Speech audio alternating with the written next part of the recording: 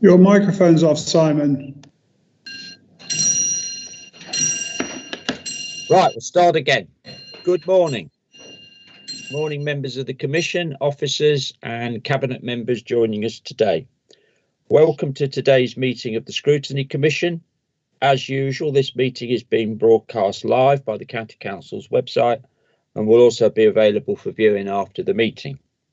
I confirm that all members of the Commission and officers presenting today are joining online. Before we go any further, can I ask members to introduce themselves? And I understand there are no substitutes today, so starting with Mr. Barclay, please. Good morning, Tom Barclay, County Council for Syston Ridgeway. Thank you, Tom. Mr. Bedford. Good morning, Peter Bedford here, one of the 4 Scrutiny Commissioners. Thank you, Peter. Mr. Bill. Good morning, everybody. David Bill here, County Councillor for the Hollycroft Division of Hinckley. Thank you, David. Mr. Bill Bolter. Morning, everybody. Bill Bolter, County Councillor for South and West Wixton.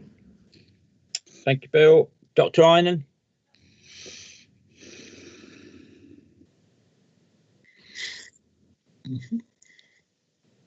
Are you there, Terry? Unmute yourself, Councillor. Thank you. Terry Einan, County Councillor for Colville North and one of the 4 Scrutiny Commissioners.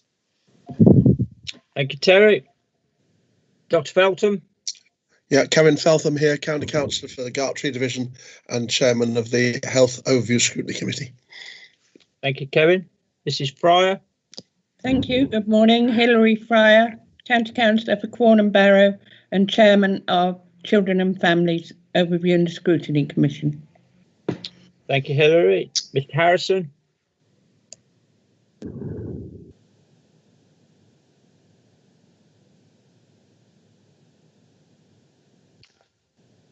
Are you there?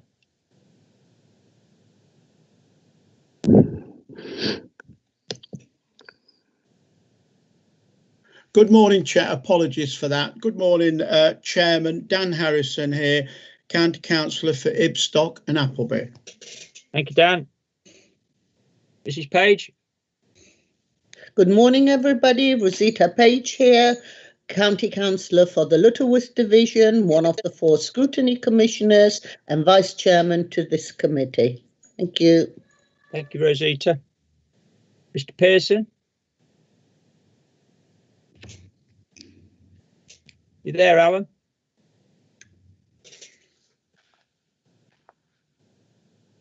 I'll come back to you because the officer said you might not be online yet. Mr. Richardson. Good morning, Terry Richardson here, County Councillor for Narborough and Whetstone and Chairman of Adults and Community Scrutiny and Overview Committee. Thank you, Terry. Mr. Wyatt.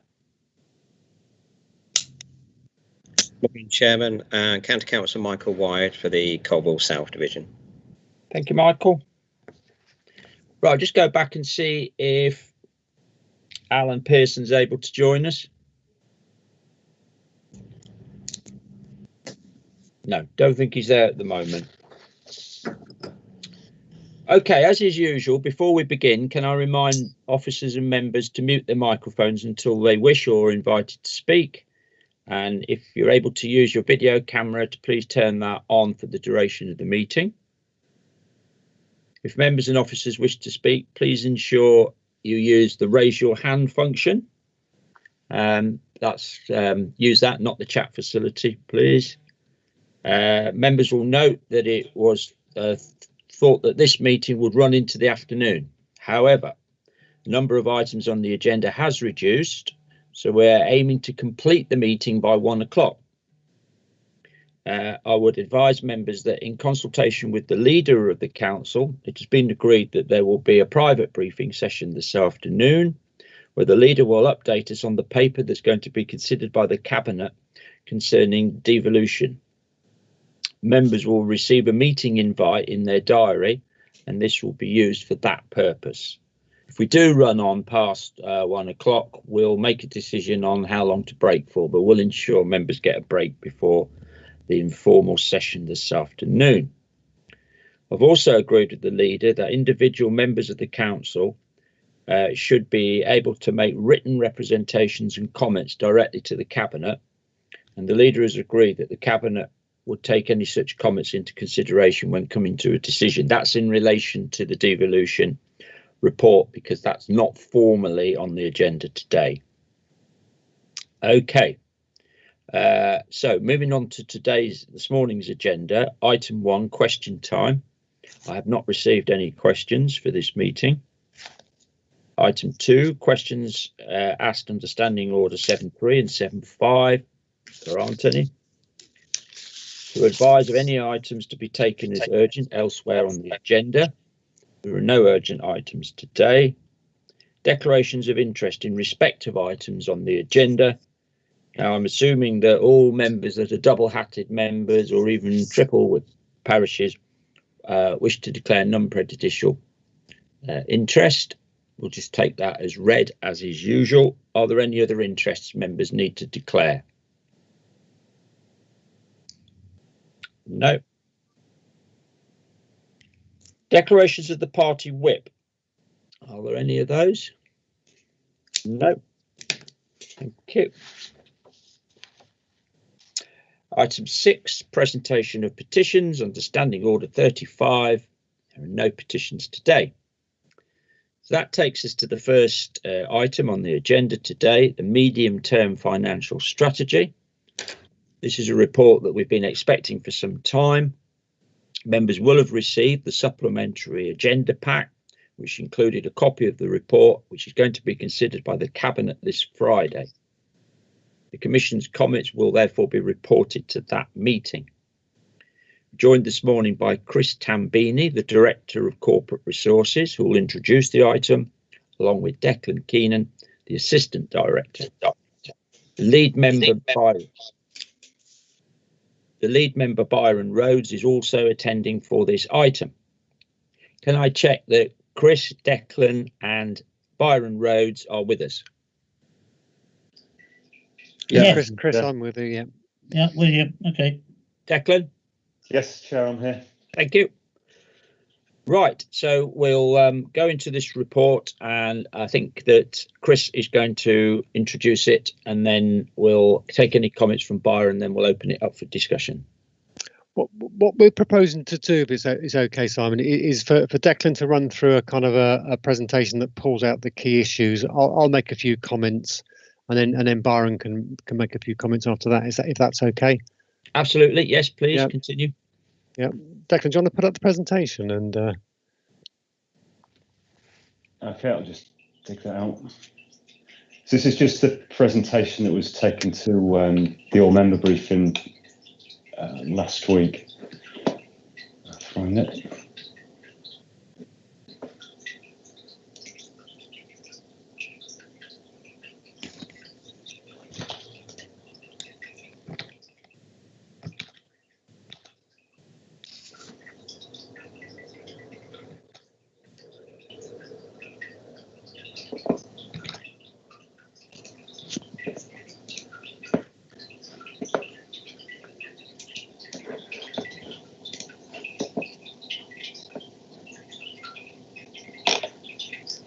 So it's just everything's running slow. Won't be a minute.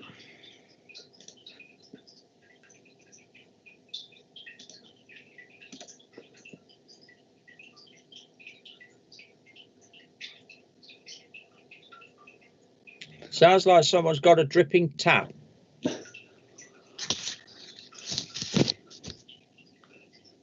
Sorry, that's actually me in the background. There's a fish tank. I can't. Sorry, I can't turn it off. I will mute when I'm not talking. That's right.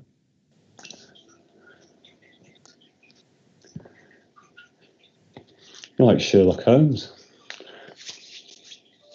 He's slowly coming up. You should hopefully have a. Oh, here it is. They don't miss anything, Declan. It's a nightmare. Can't get away with anything at all. Okay. Can anybody else see that? That's come up on my screen now. That's fine. Yes. Yes, yes.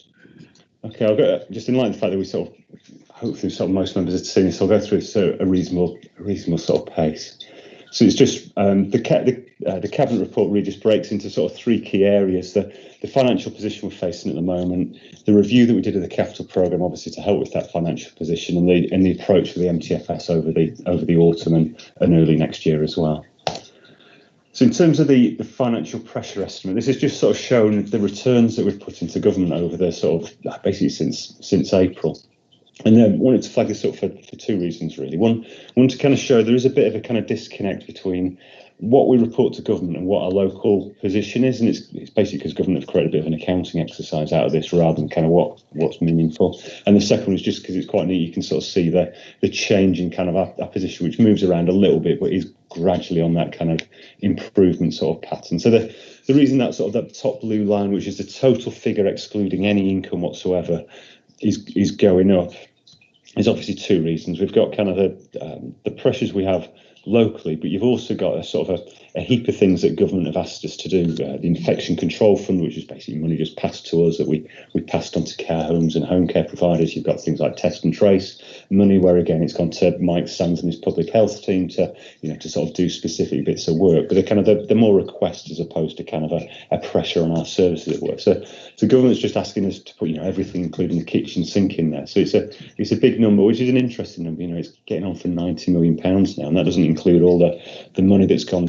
The districts have administered to go to businesses, and so the impact on the county of Leicestershire is it's just astronomical. When you consider our net budget is just shy of 400 million, just this this one incident has created that much cost. But when you start to strip out if you strip out the general ring fence grants, you get the sort of grey line. They're the three tranches we've got, which is about sort of 30 odd million, which I'll come to later. But then when you strip out all those specific grants that I've touched on, you get the sort of slightly improving green line, which I'll touch on now. It moves forward. There it comes. So this is just a bit of a reminder of where the main sort of cost area. I won't go into detail, and you'll spot the big blue ones. The 27 million on additional cost, circa half of that is adult social care, which you'd expect, and again, as you'd expect, most of that passes through to social care providers. The site education is where home to school transport lives, and again, it's been quite a lot of conversation about that. On the right hand side, the lost income, you can see sort of in its business rates and council tax it's labelled, but it's really council tax is driving the sort of the losses there for us. And the worry of that one is it can. I think the Office of Budget Responsibility are talking 2 years before we're just back to where we sort of started. Every year we assume growth in the sort of the council tax base. So over 4 years of an MTFS, by year 4 we're still going to be suffering from council tax reductions, which obviously gives us less money to work with as an authority. So there's sort of 50 million of sort of total sort of costs up there, but we've had £30 million of that general government grant, so that reduces the pressures down to about £18 million. That's something that you'll have noticed on that sort of first chart, that green line sort of gradually reducing, and these are the key changes that have come in there. And you'll see this kind of the first two are the biggies. The third tranche of government funding, the 4 million, but also home to school transport. The big thing on there was the guidance changed, and it's you've gone from a situation where you're assuming that all school kids have to be social distance, hence you need probably more buses than you're ever going to get hold of anyway, but a lot of buses, to a situation where the government relaxed the rules, and it's just kind of it's almost a stroke of a civil servant's pen. It can really change our position kind of quite significantly, and you'll see that there's lots of other areas there where they've moved by 1 million, 2 million, which normally would be a big deal for us, but actually in the sort of the scheme of things, they're almost kind of like a bit of noising and refining of estimates. The only one that went against us and actually started to look a little bit better is some of the interest income that covered across the private debt, as well as the sort of the bank sort of interest. And the bank interest that we get at the moment is starting to approach the base rates. You're talking 0.25%. It may go down further, but you can see it's kind of, and there is quite a few areas that can change, and we're going to see this kind of volatility over the next quarter. As lockdown sort of tightens, if government kind of tighten things up further than you expect, we'll see more red on here. But if kind of things do kind of, they get it under control and things do start to ease, you may see a little bit more kind of green on here, or if additional funding comes in. On that funding point, it's worth noting as well, not all the funding comes to us. Obviously, kind of CCGs in health get a lot of money, business grants, things like that. And if other organisations are getting funded, well, it does help us a lot. Social care, obviously is heavily interlinked with health. So as health are getting money for hospital discharge, it can have a positive impact on us as well. As a minimum, it takes away the uncertainty, but it can, it can duplicate what sort of one that we do. So don't be surprised again if you hear of big announcements for partner organisations, it can have a beneficial effect on us as well. So just pulling together the COVID impact, which is what we've really focused on over the last sort of few months, with the sort of the business as usual activity. You'll see there's not a huge amount of big variances on the business as usual side of things, but it is a timely reminder that kind of we had a lot of existing problems, and this just sort of added to them. The big one, the big two to pull out, is this adult social care staff. You remember that the underspent last year. There's quite a lot of work still going on there with the sort of target operating model and working out actually where is it they need to put resources in terms of sort of plugging gaps versus what is there any in there that's kind of can be sort of convert to a saving. And bear in mind these are already vacancies. It's obviously sort of a place you look. SEND capital, that's off the back of the pressures haven't gone away. We're still kind of within budget, but budget's a bit of a funny one in that we're still exceeding the grant that we get by £11 million this year. This is at £18 million ever since we've had this kind of problem. So it's a huge amount of kind of resources that could otherwise have been used for something else are getting tied up because the funding's not high enough. And a reminder to members, it is a national problem. So we've put a couple of million of capital aside. There's going to be a bit of a dilemma of that. Do we fund it because it helps avoid children going into independent schools, which are horrendously expensive? Or do we wait for DFE to do something, which could be then stumping up the money or actually covering the overspend? They have gone a lot more lukewarm on the overspend from the warm words they were saying before. But it's going to be a difficult one to judge. As you can see, the BAUs, the variances are pretty small, but there are a few sort of kicking around. In terms of how we deal with that £18 million, we did talk about sort of two things. One was the use a general fund for a year, and the other was sort of capital prioritisation on the basis it buys us time before we kind of put savings in place. The general fund is the first thing that actually you don't want to touch because you're under pressure then to repay it next year. So the good news is obviously as that overspend's come down, we don't have to touch the general fund, which is a bit of a sigh of relief, to be honest, because if you can imagine going into next year, we're going to have council tax losses, repay the general fund, and then try and sort of do sort of savings as well. It's the sort of thing that can break you as a sort of organisational level. So the programme did sort of. The capital programme then becomes our first line in filling that 18 million gap, and we did manage to find that. There's three key areas that got changed in the programme. There's the grant funding, or contributions from developers. So it's all external to LCC, and the two big areas there was we've taken out the sort of the Lutterworth Spine Road on the basis we didn't get the funding, and also reduced the level of school forward funding. And that the school forward funding was more of a change in assumptions, that they're assuming the developers are going to do more directly than it's sort of necessary the cash flowing through LCC's books. So there's a change there.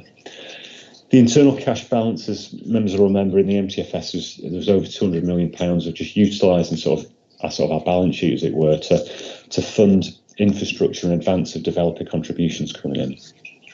And the problem with that on a financial basis was that the developer contributions weren't likely to come in until after the 4-year MTFS. So you have to set it up as if you're going to repay it, and that was costing us £8 million a year. The good news is if we reduce that to 63 million, it saves us £2 million ongoing, which is positive when we've got members will remember the MTFS had a £39 million gap in year 4, which the COVID crisis is going to add to. This is helpful in helping ease that.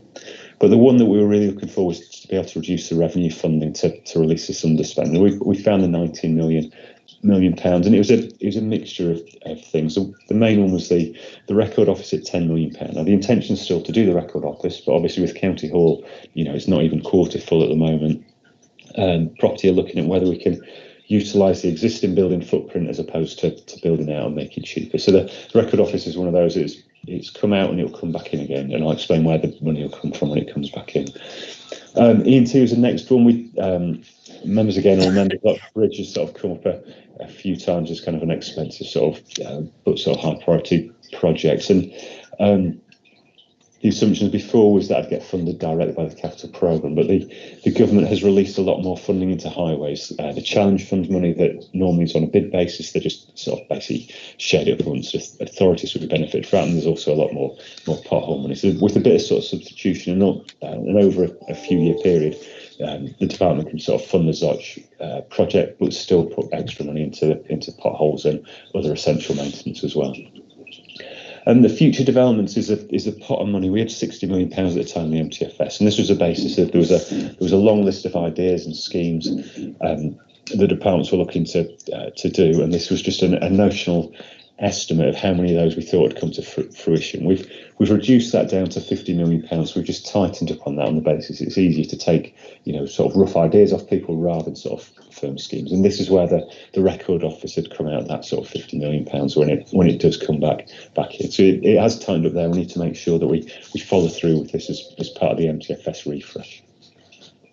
And we haven't changed the corporate asset investment fund just purely because it's an income generator. We will do a bit of a strategy refresh. Obviously, kind of the property market's changed significantly, which is the main thing that we invest in. So it's important to have a look at it there. MTFS timetable, final thing. We've got main 2 points I was going to pull out here, or three points. There's spend controls, which we've talked about, are in the process of being implemented at the moment. There's guidance for sort of managers to follow. It's not spend cuts. Services are still going to continue, but it's just trying to tighten up and take maybe some of the niceties is away and sort of where people have got choices. Over the autumn, two things are going to really happen. Growth refresh, which we're really trying to challenge departments to kind of try and manage their growth. It's in the order of £20 million in the current year. We obviously can't keep doing that sort of level with all the other pressures that are going on. So, can we sort of keep sort of growth? There's still going to be some growth, don't get me wrong, but just in sort of a constraint a little bit more. But also start to look at kind of savings estimates and new savings initiatives to help to deal with this long term. So those should start to get developed over the autumn and then appear in the cabinet report at the moment. The savings is a bit of a difficult one because obviously although we want departments to work on them, they're obviously getting distracted by the sort of the more immediate pressure of sort of COVID. So that may be a little bit sort of messier than we've sort of had in the past in terms of it might not be every department lined up kind of nicely together. We may find there's a bit of a staging happens with that, but that's just going to reflect the other pressures that are in there. There'll be the whole comprehensive spending review comes out as well, which should be a key event for us that sort of really sets our envelope. We'll find a bit of information in the autumn, but it's probably December before we have it confirmed, but it'll give us a good idea what government's intentions are for us. Hopefully that's a reasonable run through the reports. You've got an idea what's in there and pulled out some of the highlights. Is there anything that you want to add, Chris? I was just going to mention a couple of things. I suppose one is to highlight, which Declan kind of has, is the uncertainty with this. I mean, one thing that I'm pretty confident about is it won't end up being an £18 million overspend this year. Whether it's an improvement or a worsening, I don't know. But there's just huge uncertainty out there, which makes it very difficult to forecast. And obviously, historically, we have been pretty accurate in terms of our forecast, but this year is going to be very different, I think. The other thing is just the medium-term position. If you look back just to February, we presented an MTFS that was balanced for this year and balanced for next year. We're now looking at £18 million overspend this year, £20 million overspend next year, and a further deterioration if you look out to kind of years kind of 3 and 4. So it does look exceptionally challenging in terms of our overall position. So I think next year is going to be a tough budget, and budgets after that are all going to be tough. The final thing I was just going to mention is just that we don't lose sight on SEN, which it continues to be a major pressure. It was our most significant pressure. Clearly, the COVID pressures have kind of surpassed that, but we just can't forget about it because it is, £11 million this year is a major financial pressure on the county council. Shall I pass over to Byron now and see whether there's anything? Yes, thank you, Chris. Byron, would you like to make a contribution? Yes, I think you've two officers, the director and assistant director, have covered the main points pretty well. But I mean, certainly the 18 million is the major worry. But of course, that later on it reaches 50 million gap in year 4, 23, 24. And with the mitigation measures that we put in hand, the very strict controls on day-to-day expenditure that all directors have been asked to put in hand, they're giving us some benefit. We maybe get some more from that in due course. And of course, we've done some major revisions of the capital programme to pull back from that the element of the funding, which was revenue funding of capital, which we now we shall put into the revenue account to help us close the gap. I think the strong point I would make is that we are not at the point of issuing Section 114 notices, so the director is not under that sort of pressure, and don't expect to be. But that doesn't mean to say that we don't have considerable problems, as has been outlined. In particular, it will bring about pressure on maintaining certain services when we do the full review of the MTFS in the next few months, and the reductions in the capital programme, I think, will be felt as well as they're rolled out. The other point is that the government have put back fair funding another year, which is certainly not to our advantage.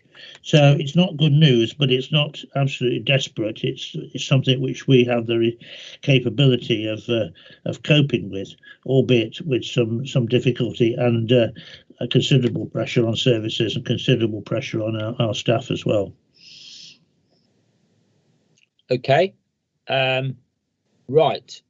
So you're saying that the fair funding's been put back. To 2022? Yes, at the earliest. Right. What about the other aspects of local government reform, finance reform, finance particularly? What do you have in mind? Well, I thought that there's fair funding, and they were also looking at other aspects. The devolution of business rates. Yes. Yes, from 50% to 75%. We're not expecting that either. Okay. And I understand the national budget's now not going to be when they first said it is. So does that have an impact on when we will know what the settlement is for next year? Well, the question will be whether the government think it is prudent to, when they do the comprehensive spending review, to put more money into local government or less. I wouldn't be at all surprised if they don't put less, because pressures are very acute elsewhere. But we shall see. How would that affect us, bearing in mind we don't receive any revenue support grant now anyway? Well, they would have to then revert to negative RSG. I mean, which Rishi, of course, when he was the local government minister, managed to push back because they had put that forward. I think all these possibilities are on the table. It's not a clear picture at all yet, and the comprehensive spending review will hopefully address the issues. Okay, right. We've got a number of members that wish to ask questions or comment. I'm going to start first with Rosita. Thank you, Chairman. Hi, everybody. Can you go back to the slide capital update again? Yes, got it in front of me. Now, can you go through it, because you were a bit quick, and this is in particularly as a ward member. The Lutterworth grant, talk me through that, and then you said ENT, remove Lutterworth, and then reinvest that. Can you just go through it again for me so I get a better understanding? Thank you very much. Over. Okay, so when we set the MTFS, we'd included the Lutterworth Spine Road and the associated grant that we were estimating to get at the time. So I can't remember the exact numbers, but it was circa 70 million-ish for the Spine Road and about half of that on the grant. When the grant bid was unsuccessful, so at this stage we've taken both of them out. So most of that sort of 33 is the kind of the removal of the grants, and the use of internal cash balances. Most of that 63 is a removal of the sort of the expenditure on the Spine Road. So that's all we've done basically there. So it's no longer in the MTFS, as it were, with the view that if the grant did come back and successful, we'd have another look at how we treated it. Right. And so if it comes back, but at the end of the day, if you're removing it from the capital, at one point, as it was part of the requirement in the Lutterworth plan, how you foresee to put it back in, because it is an integral part of the development. So then it would be having a hit back onto the budget, wouldn't it? Shall I come in there? Yes, please do. The original grant was the housing infrastructure Yes, fund. And it was 88, yeah. Yeah, and now that's been replaced by SHIF. I can't remember exactly what the acronym stands for. We are expecting that there will be a new round of bidding this autumn. I'm not exactly certain of the dates. So what we're hopeful is we'll have a look at the criteria for that new round of bidding, have a look at the kind of likely kind of amount of money we might get from government, and then we'll have to kind of make a call in terms of the business case for putting in another bid. But the hope is that we will be able to hopefully get some money from government to help at least partially fund that road. Okay. So although we've taken it out, there's a chance it will come back in again, subject to business case. Yeah. Yes. Thank you. Okay. I've got Peter Bedford next. Thank you, Chairman. I think some of the points that I was going to make has already been made by Chris and Declan. I guess a few points. I mean, obviously it's a moving picture, so I appreciate that. You know, this is the snapshot as at now. I guess the point I wanted to make was really about, we know there's been these additional costs brought in and pressures as a result of COVID, but there's still underlying pressures there. And I think Chris pulled out the SEN issue in terms of we're building up significant deficits here and debts for the future. So we really do need to ensure that government is listening to us, because there needs to be some kind of financial settlement here, because we're just building up these problems for the future. And it's the same with adult social care. So absolutely appreciate this report, but I think beyond COVID, there is absolutely fundamental reforms to local government finance that's needed. So I just wonder if the officers have got any further comments on that. Yeah, well, that's what I've been at least trying to get a handle on, where we are with the commitments that were made in terms of reviewing exactly those aspects that you're referring to, Peter. Fair funding and so on, and the business rates retention, and as Byron said, it all appears to have been put back because of other pressures. But is there anything you can add to help in response to Peter's question, Chris? Yeah, if I kick off, then anybody wants to kind of chip in afterwards. If I kind of move through them, so SEN is a massive pressure. To be honest, the government has been fairly slow in terms of any kind of national reforms to the system. There's been an SEN review that's been ongoing now for probably over a year, and it keeps getting delayed in terms of the outcome of it. The last I heard is there should be something kind of coming out this autumn. But then again, I think it should have come out last December. So we're kind of hoping that will have some reforms to the national system that will have some benefits financially as well. So we are waiting for that kind of key review in terms of SEN. And at the same time, the government is kind of tinkering with some of the financial rules around SEN. But again, it's all been a bit slow, and I know Byron might want to come in. I know Byron has written to the Secretary of State previously, and probably plans to write again over the autumn. So SEN is an issue. Adult social care, well, that's all down to the Green Paper in terms of what the reforms will be, and we'll have to kind of wait and see. Again, hopefully there'll be some more news on that over the autumn. The one where there is a massive pressure, but there isn't any kind of national movement, is around children's social care. So I think we're just going to have to work through kind of things at a local level in terms of trying how we can maintain that pressure, both reducing demand and reducing, if we can, the cost of provision. So again, that's something that's firmly in our court. And I've got nothing to add to what Byron said around the kind of national reforms. So you've got the fair funding review, which has clearly been delayed. I think it's probably the third delay in terms of the outcome of that review, and business rates. And that there is some rumours around that although the business rate reforms have been delayed, that actually when they come back, they might be kind of watered down sort of fairly significantly in terms of the amount of localisation that will take place. Although at the same time they're doing this kind of wide ranging review in terms of looking at, whether people overpay business rates in terms of kind of shops and other businesses, and underpay in terms of digital services. So you've got a huge amount of uncertainty around business rates as well. Do you want to come back, Peter? No, I mean, you know, Chris basically, you know, reinforced what was said earlier, that there's still a lot of moving parts on this. But I mean, just from our point of view, it would be good to get these things sorted sooner rather than later, because otherwise we're storing up problems for the future. Indeed, exactly. Yeah. Okay. Dr. Einan.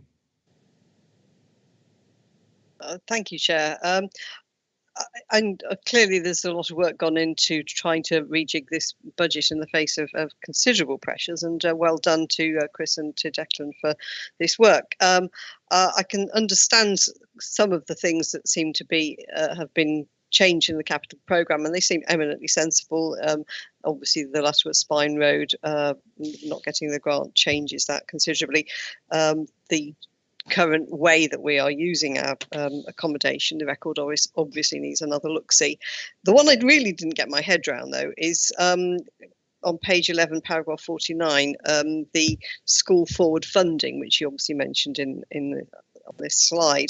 So I was really hoping you could explain to me how school forward funding works. What is going to be the actual impact on the provision of local schools, and what is going to be the impact as well on I know we've been trying to provide additional school places for SEN as an attempt to prevent kids from going out of county into independent schools. What's going to be the impact on that? Is that something you can pick up, Declan? Or you probably give a more thorough answer than I would.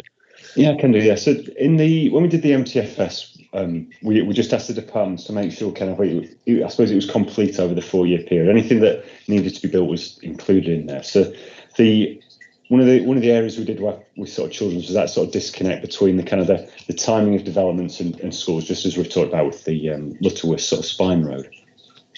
But as I've looked at it over the last few months in terms of what the timing of when you need the school, what they're saying is actually because some of the schools aren't needed obviously until kind of quite a bit of the development has been completed, which means you can put the onus on the developer rather than the sort of county council having to put the school in advance of the development. So all it really is on there is not so much a change in terms of the number of places, but just a change in how those places will get funded. So we're assuming it's more on the developer directly build as opposed to the county council build and then recharge or collect Section 106 from developers. So does that mean that from the point of view of parents and residents, these are likely to be later rather than earlier? Yeah, I suppose, yeah, in line with the developments, yeah. So I mean, it was always a very rough kind of estimate anyway, just to make sure the sort of capital programme was representative over the 4-year period. So these aren't like to be schools that sort of parents are kind of expecting to have been happening over the sort of the next year or so anyway. It was more related to, I mean, the Lutterworth one would have been ones in there that got sort of stripped away. So it's kind of more that kind of, it's more that sort of ambitious, aspirational one as opposed to kind of the ones that are necessarily bulging at the seams at the moment. So. Thank you. That's somewhat reassuring. Okay, Terry? Yep, thank you. Okay. I've got Terry Richardson next, and then I think Nick would like to make a comment. Thank you, Chairman. Just a very quick one, if I may, Declan. Can you just talk me through the Zooch Bridge? Because I see the costs are rising, and it's something that's been on the agenda as long as I think I've been a county councillor. So I just wonder what the timescales are. Is it going to happen? But you mentioned in your slideshow that we've now received a grant. So is the additional funding covered by a grant, or is it money the county council has got to put in? So if I take them in reverse order, so the money is kind of, we'll fund it from a grant. It's not a specific grant, so it could have been used for other elements, but it's going to get allocated to sort of the Zooch Bridge. In terms of when it's going to happen, I mean, it was originally due to sort of start this year. As they've had another look at it and worked further through with a contractor, obviously sort of through sort of more concerns around the kind of the cost, but also they've done some other kind of sort of safety sort of inspections and things and sort of rejigged it in terms of where the priority is. So we still expect it to kind of happen, but probably it's not going to be sort of this year because they're going to go out for an external kind of competitive tender to see whether they can take a dint in the price. So it's kind of, I don't know the exact sort of timing of it, but it's not going to be before next year. It's going to be the earliest. Does that answer your question, Terry? Yes, thank you. Okay. Nick Rushton. Thanks, Simon.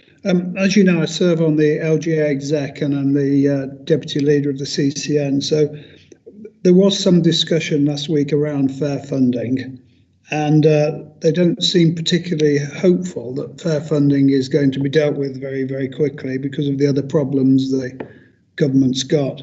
On business rates, both the LGA and the CCN have now resolved that giving us a percentage of a tax that the government's just abolished for this year and in everybody's view is a dying tax isn't a sustainable way forward now for local government funding. So their position now is that business rates should not be the way local government is funded properly in the future.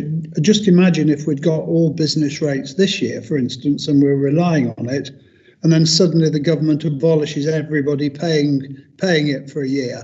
So what they're wanting to do, obviously, I think the one tax which we're generally in control of and generally supports more of what we do is council tax. That is where we earn most of our money. So going forward, LGA and CCN are not pushing the government for funding local government from business rates. So I don't know what they're going to do, but there you go, that's the latest. And then obviously the big concern for myself as leader and for Byron as finance guy is the problem with the problem with SEN, which Peter Bedford highlighted earlier to me.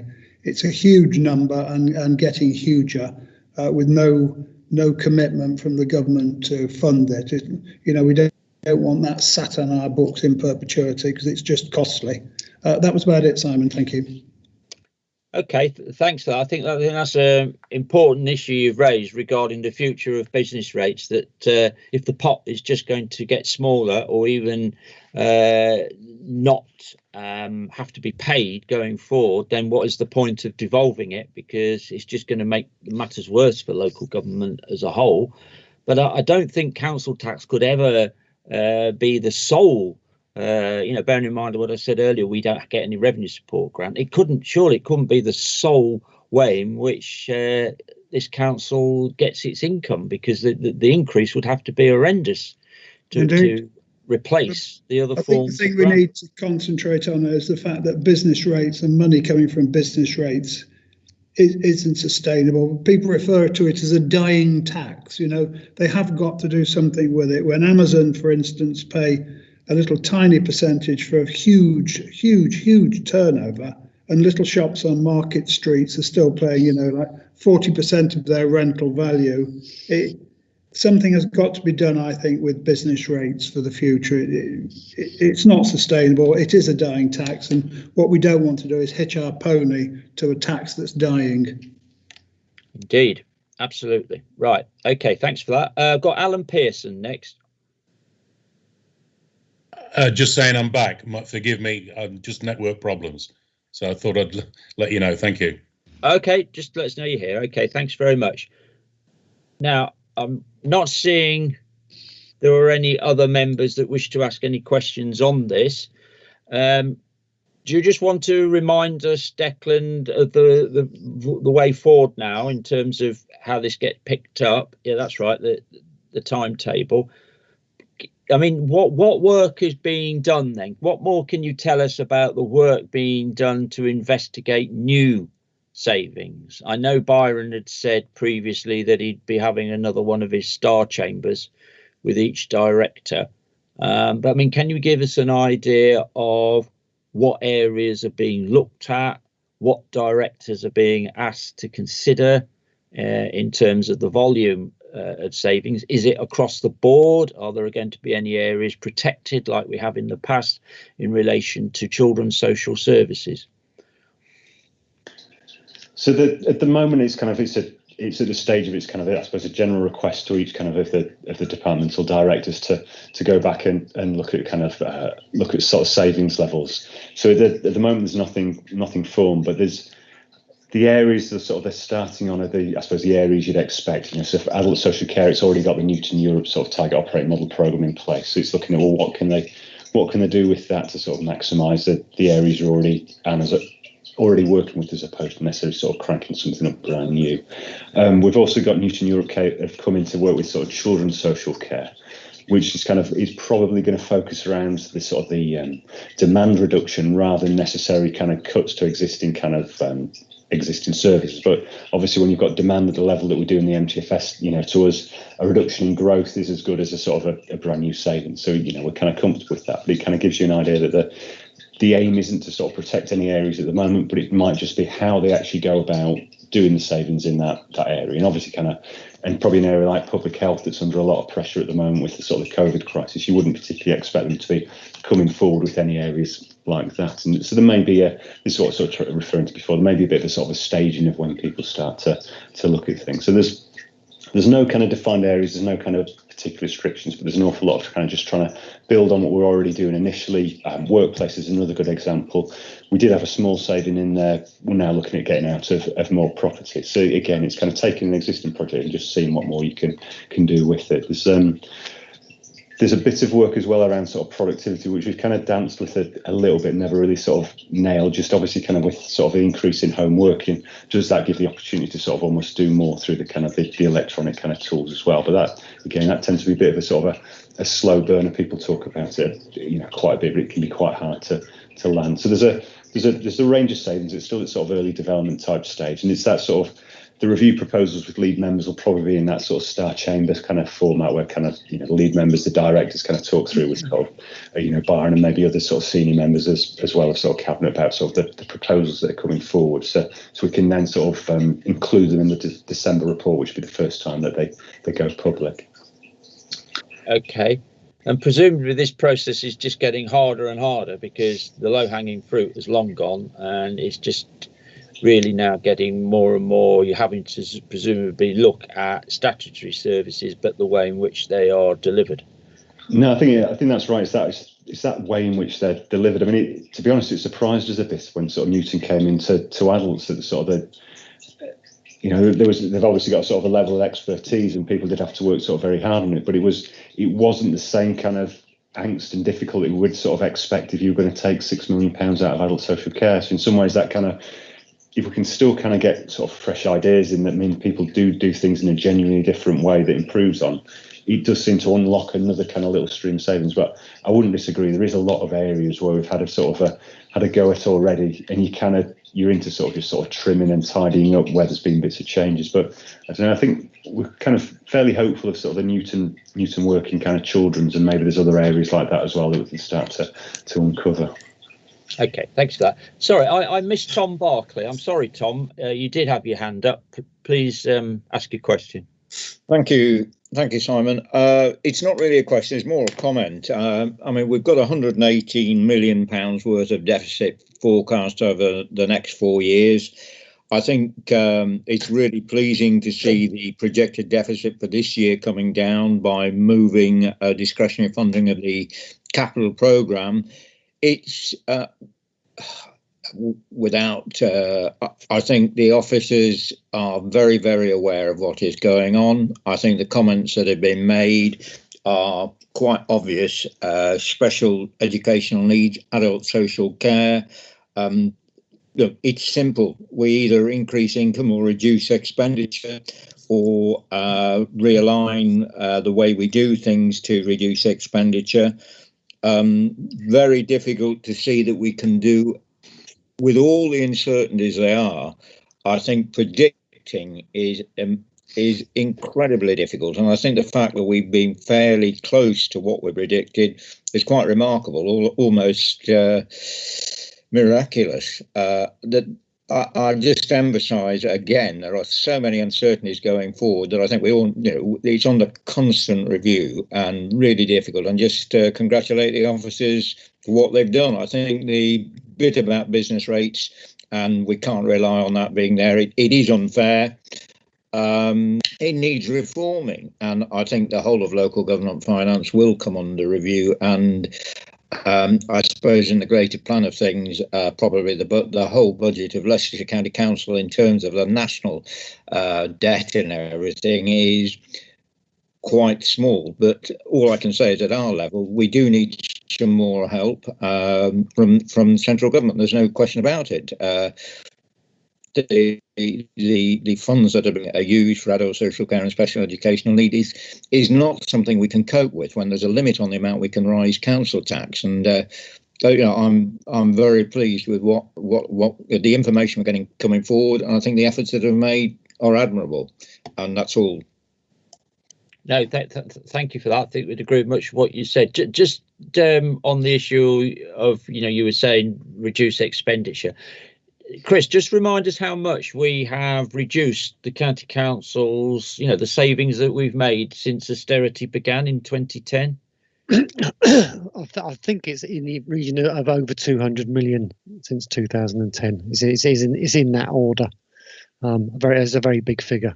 So a lot of money that we've taken out of the budget already, and to consider that the likely outcome, if the government doesn't pull something out of the hat, that will have to increase.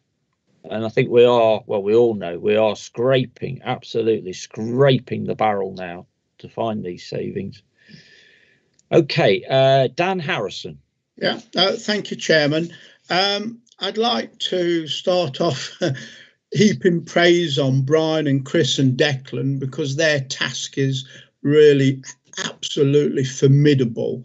And when we think of the comment that's just made of 200 million so far, I mean, we didn't win the most efficient upper level award for county councils and unitaries for just smiling at people. I mean, it's all there to be seen.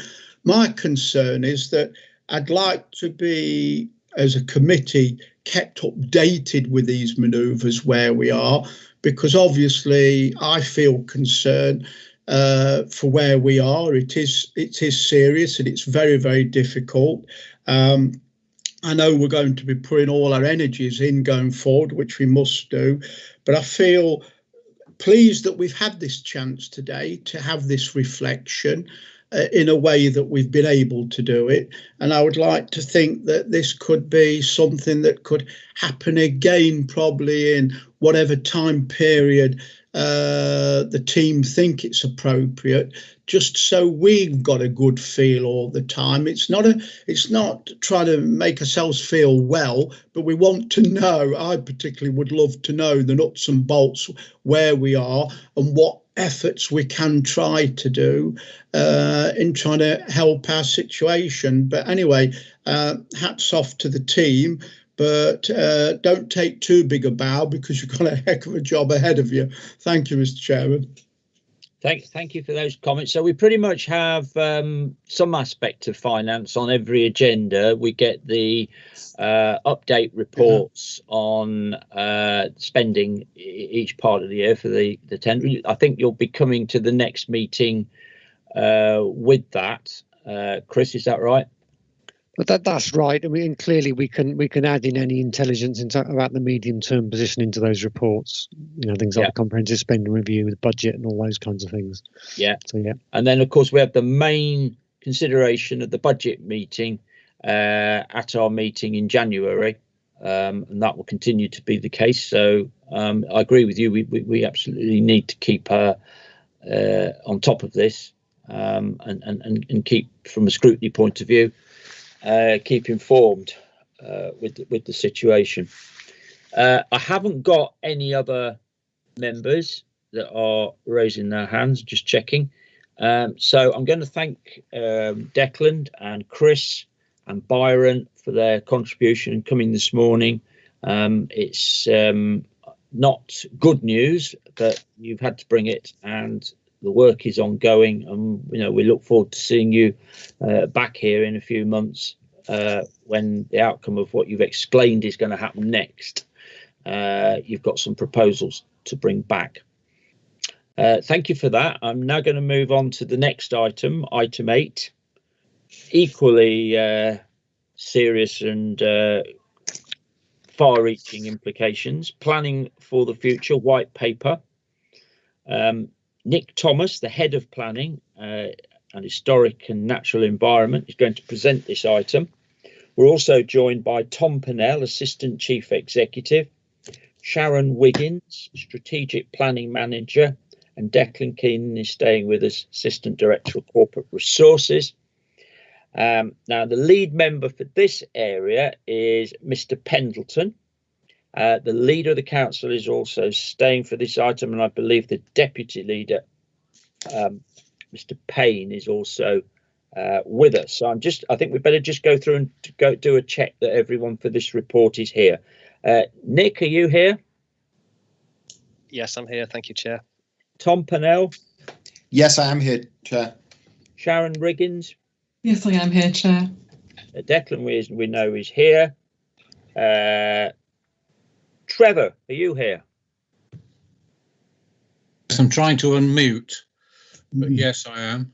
Okay, good. Nick, I can see on camera, and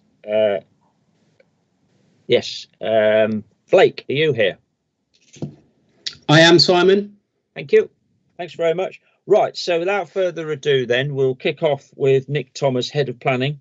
He's going to introduce this white paper, which is also going to Cabinet on Friday. So any comments members wish to make, or changes or additions to it, a note can be taken of those, and we will send them to Cabinet. So, Nick, please go ahead and present. Thank you, Chair, and hi, good morning, members. So this report relates to the Planning for the Future white paper. It was released on the 6th of August, so it's a 12-week consultation, and we need to get responses back to government by the 29th of October.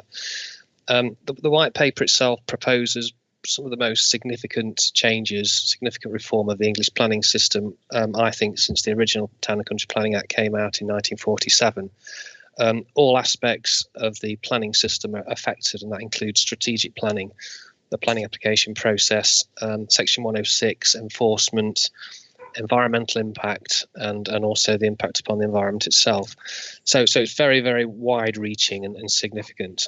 The government is seeking to address what they describe as years of tweaking and change and tinkering by successive governments in the past, sometimes for good reasons, sometimes not so good. But as a result, we have a system which has now become very complex, and therefore we can expect that the new planning system to introduce lots of new primary and secondary legislation, and also a new national planning policy framework.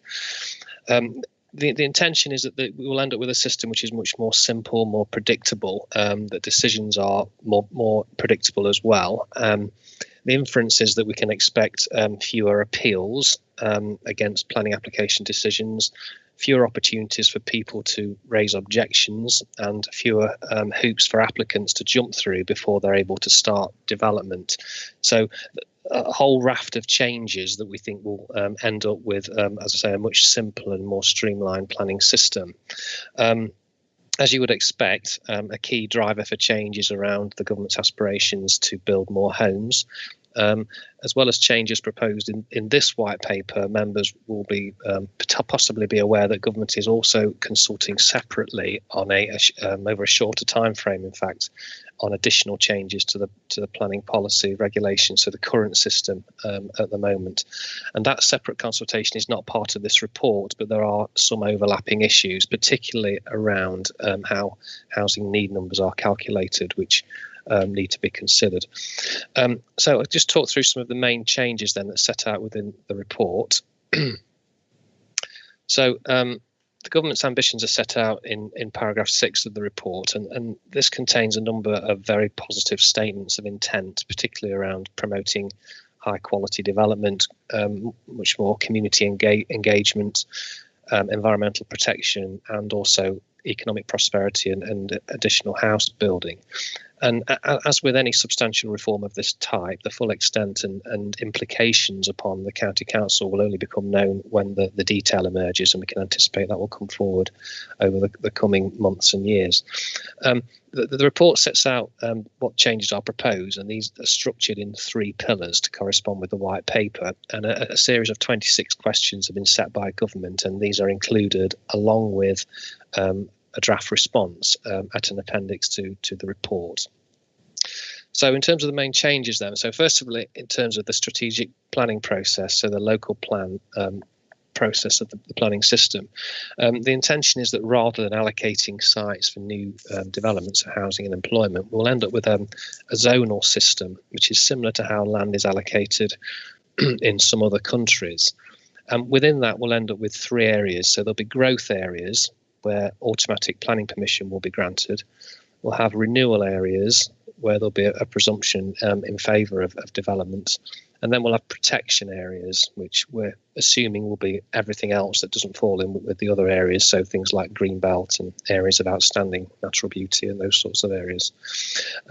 Anything in the growth areas, as I say, will no longer need outline planning permission, and that is a substantial change to the planning system as we know it. Also, in terms of local plans, we're expecting the process to take much shorter than has in the past. So 30 months is the target.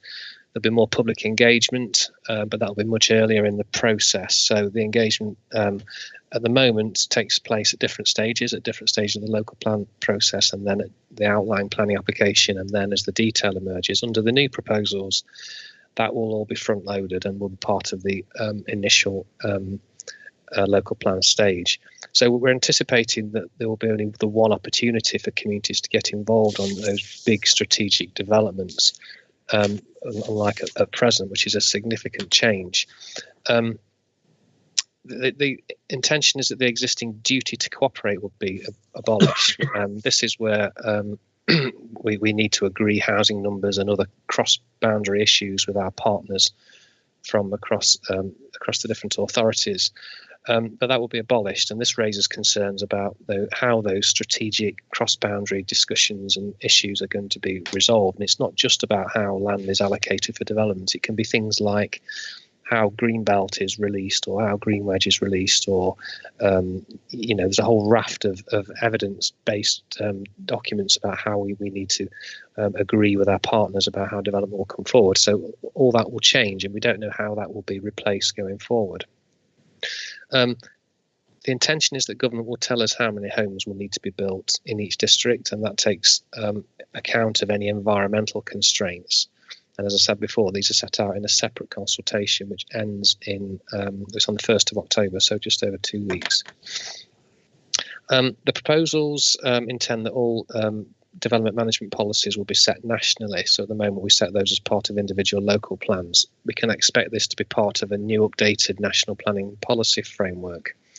And this means that local plans will be much shorter, and the intention is they'll be more visual, they'll be more interactive. There's lots of reference in the white paper to increasing the use of digital information, so lots of visual information, web-based system, shorter plans, and the intention is clearer. And we just need to make sure we protect all our residents, those who don't necessarily access information in that way. We need to make sure that their interests are protected.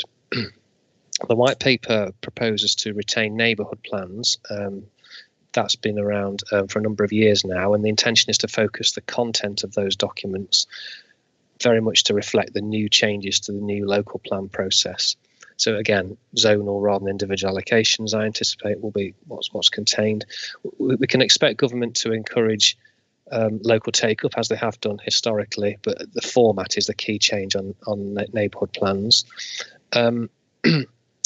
We also anticipate they're going to extend the scope of neighbourhood plans. So there's talk in the paper about shaping the way individual streets are developed, or the future of individual streets. So rather than keeping it a more broad and strategic, it could zoom down to smaller, a finer grain level. As I say, detail will emerge in due course. In terms of Section 106, the intention is that both the Section 106 and Community Infrastructure Levy is abolished, and we'll end up with a new National Infrastructure Levy being introduced. And the intention is that will build upon SIL, and the intention is to recover a higher proportion of uplift in the value of land as a part of the planning process. So payment being linked to occupation rather than commencement. It will streamline negotiations. There'll be far less detailed discussions with the districts about those sorts of matters. One of the concerns for ourselves is how the new tariff will work in different areas that have different land values, different sales values, that cost different amounts to build. So labour might be more expensive in certain areas, cheaper in other areas. So again, the devil's going to be in the detail, but we need to very carefully scrutinise how those proposals emerge to make sure that we recover the funding for our infrastructure and our services. The white paper sets out some quite detailed proposals about building beautifully. This is not a term we've become familiar with as planners, it's a new one. It's not entirely clear what it means, but we can expect nationally and locally set design codes, and the intention is to fast track the most beautiful forms of development. Now, this is highly subjective. In the past, we used to have criteria based around design and sustainable construction standards. So you may recall we had Building for Life and Code for Sustainable Homes, where it was a criteria-based system. That's not what we're understanding these proposals to be about, and so it could potentially be open to interpretation. And one of the implications of this is that permission could be granted or fast-tracked for development that is beautiful. How do you understand what development is beautiful? Because developers will always tell you their development is beautiful. And whether a quarry and whether a mineral site, whether a waste site is beautiful is also open to interpretation. But the intention as well is that each authority will have a chief design officer. Whether that applies to county councils as well as unitaries and districts, we don't know. But all authorities would have a chief design officer to oversee and make sure that the attractiveness of development is high. In terms of other changes, the white paper proposes shorter timescales for decision making with automatic deemed approvals if local authorities don't stick to their deadlines. There'll be new planning enforcement powers, and we can expect much more stringent controls on those who don't conform, but very little detail is set out within the paper. The proposals intend to scrap the 5-year housing land supply, which I think many local authorities and communities will be pleased about because of the implications that policy has had. The delivery test will be retained, and there'll be an expectation that there will be a pipeline of suitable sites coming forward. So where house building falls behind schedule, there'll be a pipeline of sites that could potentially come forward to make up that shortfall. We'll have a simplified environmental impact process that affects the county substantially because a lot of our major quarries and waste sites are subject to environmental impact processes. So again, the detail about how those environmental impacts will be assessed and the requirements of developers to prove that those issues are considered will be something that we'll need to look carefully at. And there's also an intention to build more zero carbon homes, which is a new policy they've introduced. So as you can see, that the reform is widespread. It's not seen on this scale before. Lots of the suggestions that are proposed appear positive, but the devil will be in the detail in terms of whether that is going to be adversely affecting the county council services and our residents. It won't be quick to put measures in place. There's lots of new legislation, as I say, new policy to be coming out. We can expect lots more detailed consultations as the different elements emerge. The proposals doesn't appear to affect the challenges in a two-tier area. It seems to be targeted more towards a lower tier and unitary authorities, which is interesting. There's some positive in relation to additional income through infrastructure levy, and you'll see from the report that potentially that could raise more income, but how it will affect those areas with lower income levels or lower land values is difficult to say. We'll need to work that through.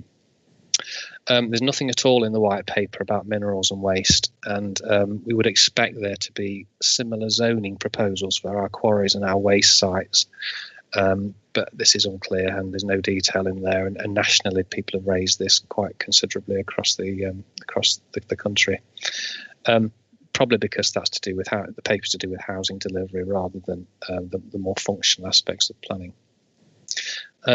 Some good information in there, as I say, about getting the plans and decisions made quicker and reducing the complexity and streamlining. And as a planning professional, I think we're all quite happy and pleased to see that. There's proposals in there, and we've talked about this in the report, about making it easier for authorities to borrow to fund major infrastructure, and about how we'll have more certainty about income as part of the infrastructure levy. Again, how that will work in practice, we need to make sure that our interests are protected there, and we want to make sure developers don't cherry pick those areas where profit will be higher, which could happen under this system. So, as I say, more centralised system in terms of setting national targets, setting national policy, and I know some people are concerned by that and how local communities, people can influence policy and shape the way forward. But as I say, with all of these aspects, the devil will be in the detail. So just to finish with my introduction then, Chair, the report sets out in two sections. There's a section on the analysis, so officer comment on the various proposals, and that is built upon in detail in the attached appendix, where we're responding to the government's 26 questions, and certainly happy to answer questions on any of those points. But also within the report, we've got a section in terms of our perspective as landowner and investor in land and premises. So we've structured the response there. And you'll see that the tone is slightly different, and that's at paragraph 55, by the way. The tone is slightly different in that our interests as landowner are different, obviously, to our interests as service provider. And so we've structured the report specifically differently. And also the report sets out the indirect financial resource implications on the county council, and that's at paragraph 57. And as mentioned earlier, Declan is on the line and can certainly happily answer any questions that members will have about that. So you'll see from the report that following consideration today, that the draft county council response will go to cabinet on Friday on the 18th, and the final response to government will need to be submitted by the 29th of October. I'll leave it there, Chair, and as I say, happy to answer any questions. Thank you. Okay, have other officers got anything to add? Tom, do you want to add anything? No, nothing to add at this stage, Chair. Sharon? No, thank you. Declan? Sorry, nothing from me. Okay, now that's Trevor Pendleton, Cabinet Member for this area. Trevor, would you like to give us your views about this massively changed system and massive centralisation, in my humble opinion? I think, okay, Chairman, thank you for the opportunity. I think what we're really dealing with here is the need to get on and build houses and homes. And that, for me, is what I perceive as the overriding caveat for changing the whole planning structure. So, okay, I get that. I'm concerned, of course, that it will really worry districts and boroughs in terms of the new housing figures, and whether you had the 2014 or the 2018 figures or the new government top-down determined figures, that I think is a question mark. Still, equally, Chairman, I think is a problem, because it may be a very coarse arbiter rather than the more sophisticated S106 ability for districts and boroughs to apply those specifically to tighter sites. But what I do like is that it is easier to borrow more funding for infrastructure. This will help us as a county tremendously. And I'm very happy, of course, with the green agenda to build more zero carbon building. I'm going to stop there because I think that gives you what I feel. I welcome it in terms of the speed, but other members may feel that it's too much. But there we go. Thank you for the opportunity to give you my input, Chairman. Okay, thank you, Trevor. I think we can see straight away a couple of things that you're saying need to perhaps be tightened up, or the point could be pushed a bit harder in the report, particularly the concerns about SIL and so on. I know that a number of districts did an exercise where they took some big applications and they applied, obviously it was a made up SIL criteria against the existing 106. And in every case, they did better under 106 than they did under SIL. And that is a major concern that I have, is actually you could lose out just by moving to a standard nationally imposed SIL criteria. But we'll ask Nick to come back on that and how we could strengthen our concerns, which I think you're suggesting are there as well. Right, a number of members. I'm going to work through the list I have, and first of all I have Mr. Bill, David Bill. Thank you, Chairman. I have grave concerns about this whole process because I think it's further centralisation of the planning system, which will take it away from local communities and in particular take it away from us as elected members to represent the people who have been good enough to put us into office. But could I just, before going into any detail, could I just raise the question that Trevor picked on, and that is this other consultation which is taking place parallel to this, on which we have to put in our observations by October the 1st. So that's a rather pressing one, and I'm referring to the new housing figures that we are going to be asked to. We're being consulted on, and I have the list here somewhere where it effectively almost doubles the requirement for growth in each of our districts. Not all of them, but on the whole, it if I can find it, it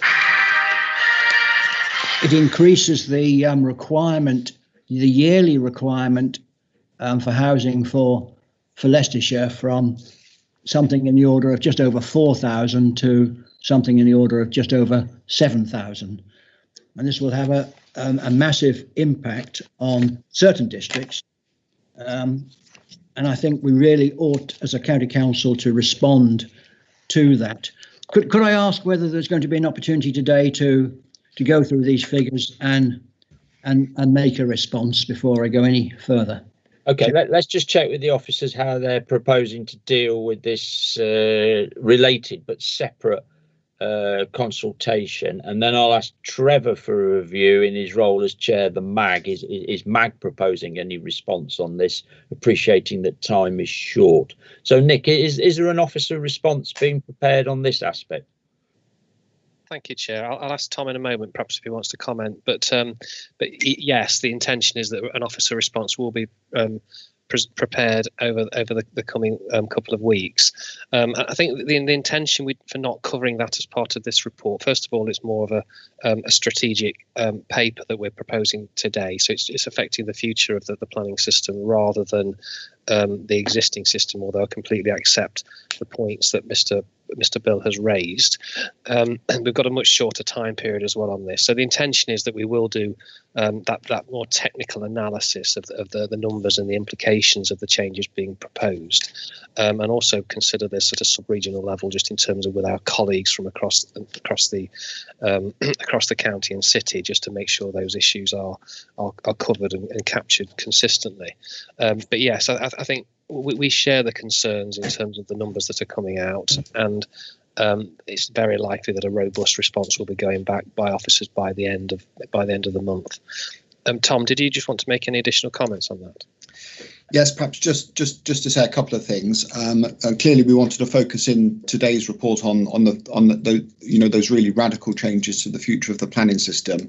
The consultation on the standard method for housing calculations is a change to the current system, and we wouldn't normally bring a technical consultation, albeit a significant issue, and we wouldn't normally bring that through the political process. We haven't done that before with the standard method. I should perhaps just note that Mr. Bill referred to the figures which I think have come from that Lichfields analysis, and the Leicestershire line there actually includes the city. So if you actually look at the county only, it's a more dramatic increase for the county, and looking at analysis that's been done across all county areas, we're the second highest of all counties across the country. So there is a real concern about the way that this has worked out for Leicestershire, and that's why, as Nick says, we'll be wanting to look at that really carefully and respond robustly to that. Okay, I mean, can you tell where's the evidence behind this? So if you think about how that evidence has been collected in the past, it used to be done through the regional strategy. Then it was done by the consultants that were put together to come up with a need based. That was then checked, wasn't it, and so on. Where's the evidence behind these figures? Well, this has very much been put together by MHCLG. So they we don't completely understand what's behind the different levels of growth proposed in Leicestershire as opposed to other areas.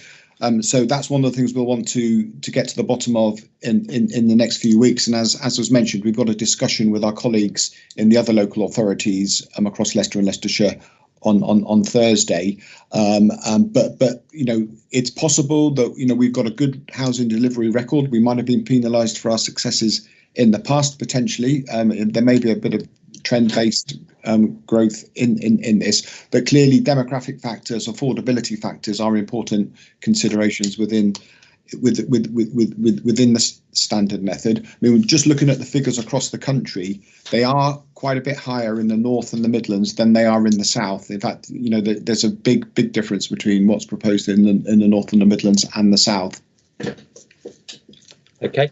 Trevor, do you want to comment on this aspect, particularly in relation to MAG, because this would just absolutely change the MAG, the figures that the strategic growth plan is assuming.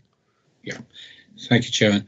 Duty to cooperate, of course, is one of the central points about MAG, and there's no doubt that that will be on the agenda to be discussed, of course.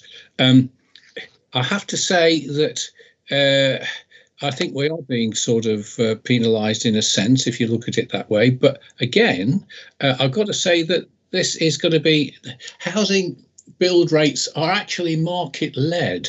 So it's whilst you have a target, that's one thing. What you deliver is entirely up to the market. That's something which nowhere in either system has really been sort of taken into account. Just leave it at that. Okay. Now, David, do you want to come back on? Yes, if I may, Chairman, I think it's very important that as members we have an input into the response that is going back to the government. I'm just looking at. I've now found the figures. Blaby, if you take the existing rate per year to what we are now going to be expected to support, Blaby goes up from 380 a year to 1,148. Charnwood doubles from 820 to 1,600. Harborough doubles as well from 600 a year to 1,200 a year, and Hinckley and Bosworth doubles from 450 to 880. In other words, in a significant part of the across the county, we are being asked to double our housing provision, and we all know just what a problem we all face in getting any development off the ground, and the development we have from the pressure we have from developers who take us to appeal every time and tend to win. So we really, I mean, I think this is more important than the white paper, because we have to have so can I please ask whether we can have either a special meeting on this or a member response which I think reflects what I think most of the people who we represent would want us to say. And then if I can, I'd like to move on to the white paper itself. Could I just have a sort of clarification of what? Well, you've heard the answer. It's not proposed to bring this because of the technical and the timescale. The two members is a technical response being prepared by officers. I imagine the district and boroughs are doing likewise. I think this is something that we can come back to, but I'm not sure in the timescale on the 14th of September. We can organise another meeting in the timescale required. Well, how will this paper be shared, Nick? Will it be shared with the cabinet lead for the area? I'm just wondering if it could be shared with scrutiny commissioners. Yeah, no, thank you, Chair. No, yes, it will be shared with the cabinet lead, of course. I was going to suggest we've got the discussion later this week with our colleagues from an officer level from across the authority, and it'll be interesting to see what comes out of that process. But I just wonder whether, subject to what Tom's thoughts are, whether it will be possible for members to provide comments over the next week or so. The timescales are tight. We've got just over 2 weeks to prepare. But it may be appropriate that any comments in writing to come back to us by perhaps the middle of next week. That might be an option. I don't know how we could have separate briefings. That's the only thing with the time we have available. Tom, do you have any suggestions? No, I think that's I think that's a good suggestion. You know, if individual members can submit any comments or concerns over the next week to 8 or 9 days, we can take those into account in preparing our officer response. Okay, well, I'll let you think about that, David. I'm going to bring some other members in now, and then I'll come back to you on what you want to say about the white paper. Okay. Well, on those housing figures, have we got to avoid Anglo-Saxon references then to this doubling, or unbelievable and appalling? Then, if you want a polite response. But okay, well, a number of members are chipping in to say they're unacceptable. So I think there is a common theme developing on such a large increase without much justification. I've got Tom Barclay next. Are you there, Tom? Thank you, Chair. Sorry, I was having trouble unmuting there. I think a couple of points. I think the duty to cooperate is a major thing, because I quite honestly been going more in the authorities with an overview of a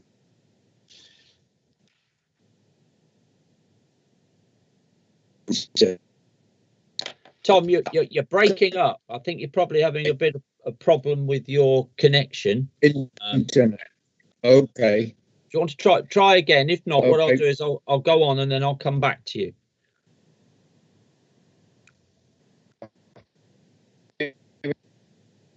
No, I think you're frozen, unfortunately. I'll ask the officers if they can help you re-establish a better connection, and we'll move on and come back to you. So I've got Rosita Page next.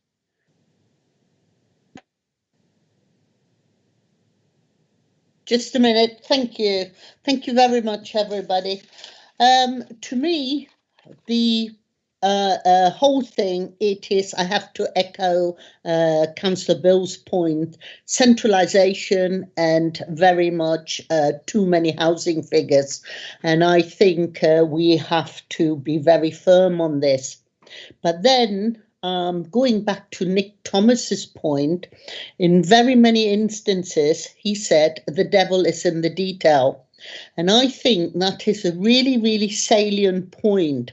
And rather for me than going into a lot of details, I think that should be top of our agenda as an authority to make points and seek clarifications. Because there's nothing worse than having a total overhaul and lot of gaps in that. Because ultimately, we are responsible to the general public. And if I can just refer to more public engagement, well, what is it? When there was an emphasis before on public engagement, on one application over Magna Park, I had 4,000 objections. And it was said the weight wasn't substantial enough. Recently, I had a small application which had 600 objections. Again, it wasn't substantial enough. So I think if we are going to go down this avenue, we got to set out quite clearly what public engagement means and how it, of what value and weight will it carry in the planning process. I'm extremely worried about cross-border issues, because how are we going to deal with even zoning if we haven't got a duty to cooperate? Also, what we don't know, when we're talking about zoning, will previous permitted development be taken in consideration? And again, talking as a ward member, we have had far over the allocation in my ward of Magna Park with 543 acres of B8 employment land. So do we then, on top of it, have to take additional industrial, additional B8? Where are we going to situate it? And it is not clear. My next point, it is the local plan. Now, we all know that local plans have to be evidence-based, and the financial pressure on that are horrific. Now, how long are they going to last? And who is going to pick up the tab on that? What is also not clear, it is you referred to that, was in relation to SIL and the neighbourhood plans. Now, our residents who have been moving down the avenue of neighbourhood plans, a lot of them did them because it was set out that if they had a neighbourhood plan, they could get some infrastructure money at local level. Now, there is no reference to that. And we do not know if you have a national infrastructure level, how is there going to be a fair geographical spread, and how do we pull down certain things to local level into the areas where development is taking place? The other thing which I'm very concerned about, it is that quantity leads normally to very poor quality, and there isn't a large enough emphasis in this paper on quality houses to be built which are sustainable and long lasting. The other thing is enforcement powers are mentioned, but what are we enforcing? Will there be the financial support to underpin this? And again, it's not very clear. But my main point on which my two main points, we are talking about zoning like in Europe and in America. But what we do not understand, and being German and having been to America and abroad a lot, it is in this country we are talking homes as in houses. And everybody wants a house. We're an island. We can't build as many houses. Zoning in Europe means, and as in America, houses and condominiums. And so we are just simply confusing homes with houses for people to own. And in this country, nobody wants a condominium. So I think, those housing figures are far too vast to ever to adhere to. And my last point, it is the point we have had over the years with developers on local planning authorities. Local planning authorities give permission, but the developers do not build out. Then we lose our 5-year housing supply and we have got no powers. So within this document, I would have thought there would have been an emphasis and the power for developers to build out and to ensure that those developers build out in line with permission given, or otherwise they're losing it, and to ensure that we have quality, sustainable, environmentally friendly houses built.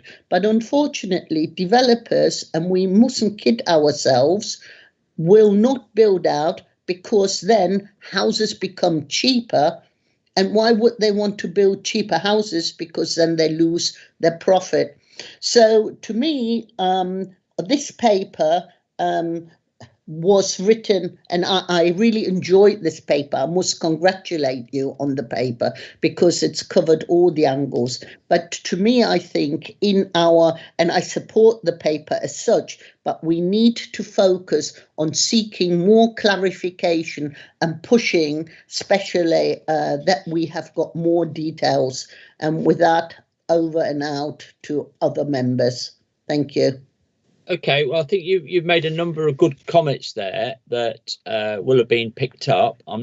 Is there anything you want an answer on, Rosita? Because I think most of the points you've made are things that you're asking to be included in our response, and so Yes. we need to capture that and send it to the cabinet and ask them. Yes, I think it is very, very important that our response picks up all of the points we as members and as councils are concerned, and that we put these in writings to seek clarification, that officers have got to steer and push for it. And I also think that on political level, we need to pick it up with our MPs as well, to ensure that they are aware of our concerns. And I still wonder, why do we, where were our MPs? Because at the end of the day, they make these decisions, they vote for them. So, you know, I would like to see at political angle some more input from the MPs, and to let them know how we as members feel. You know, whilst appreciating we need an overhaul, but more detail and less access. Well, I'll bring Trevor or Blake in a bit to ask what representations or any discussions are taking place to make MPs aware of these changes and what the impact is going to be. I've got next Kevin Feltham.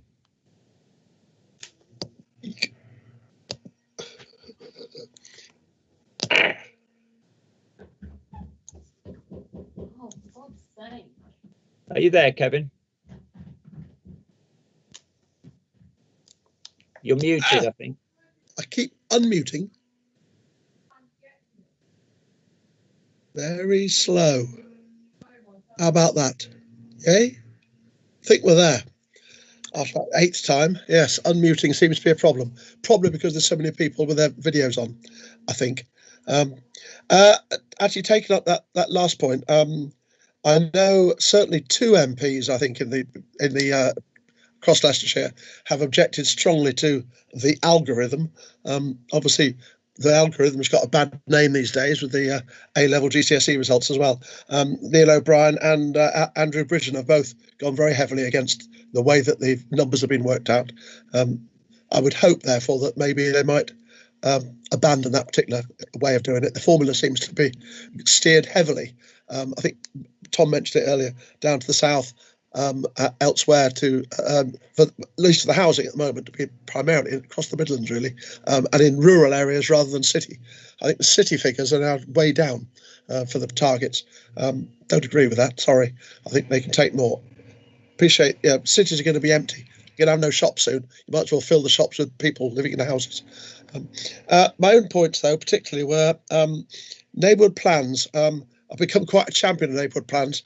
Harborough District have done very well with neighbourhood planning, and I've now got one of my parishes has now actually had their referendum for their 2nd time. So actually, it's been a revised neighbourhood plan, primarily based on making sure it fits in with the Harborough adopted local plan, which only done a year or 2 ago. My own parishes are doing the same at the moment. We're nearing the end, and if we hadn't got the referendum being delayed until next May, we would by now be looking at referendum in the next couple of months. So we're getting close. I think my questions really are about timescales. I mean, we're talking about a white paper. There's a long time to go between white paper normally and it becoming law. And secondly, are there any indications of how long districts will have to revise and therefore put their new local plans into their new format? Because clearly Harborough have only just recently done theirs. Quite a lot of districts across Leicestershire still in the middle of their local plan generation. So I'm interested in that. And finally, I mean, Rosie mentioned it, but I think I'm concerned that there's not enough in this white paper actually about the future eco-environmental side of new building. Solar panels, air heat pumps, all this sort of stuff. I just feel somehow they've this is an opportunity. We should be putting fibre broadband into every single house, should be having solar panels if they can, should be having different forms of eco heating systems. I just feel at the moment there's not enough input in there. Opportunity now to really go for it and push it as far as possible. Finally, just a comment really, there are more questions. Build out rates. Yes, you're right. I mean, that's been the bugbear for some time now, is builders get their permission and then don't build out for long enough. I have to say, in my own area, where we've had 320 houses given permission in the last, just over the last year, it all went dead during COVID. But by crikey, they aren't now building them at the moment and selling them. Is that where the white paper is coming from? That people like to live in nice rural areas, leafy areas, and with all the right facilities? Maybe that is perhaps a point. But in my view, yes, there should be something in there, I think, more strongly about building out timescales. I think at the moment it's far too lax, and they should be made to build. Sorry, that's about it. Done my bit. Thanks, Chairman. I'm trying to switch off now. Some really good points there, Kevin. I think you're making there. Just on the issue of how long it would take to move to the new system, Nick, can you comment on that? My understanding is where an authority has an up-to-date plan, they'll be given more time to move to the new system. I think I read something to that effect, but perhaps you can help us on that. Yeah, no, thank you, Chair. And that's my understanding as well. So there will be transitional arrangements in place. They won't expect people to put the new plans in place overnight, so there'll be arrangements in place. I was going to ask Sharon actually to come back on that, because I think she's probably a little bit closer to that level of detail than I am. But just before I do, just in terms of Mr. Feltham's comments about the eco-friendly side of things, and made a really valid point there about things like solar panels and heat pumps, and how we can, decentralize some of our energy supply and build a bit more sustainably. There is a comment within one of the questions where we picked up on this, and that is a valid point, and they have attempted to sort of encourage authorities to sort of have in place systems where the more economically friendly or eco-friendly houses are being built. But one thing that they have missed is in relation to things like solar farms and wind farms, which doesn't seem to be, there's nothing in the guidance at all, nothing in the white paper that covers that. And that's something else that we've picked up on, but that is a valid point. Sharon, did you want to say anything about the transition arrangements for local plans that's not covered? Thank you, Nick. There is a little but not much detail with regard to transitional arrangements. The certainty is given in terms of if you've got as you've already pointed out, Chair, if you have a recently adopted local plan in place, you will find that in place for a longer period of time. And it's those which are much older and further down the line which will be required to move to the new system pretty quickly. From our experience in the past, we've often found that transitional arrangements tend to take 18 months to 2 years.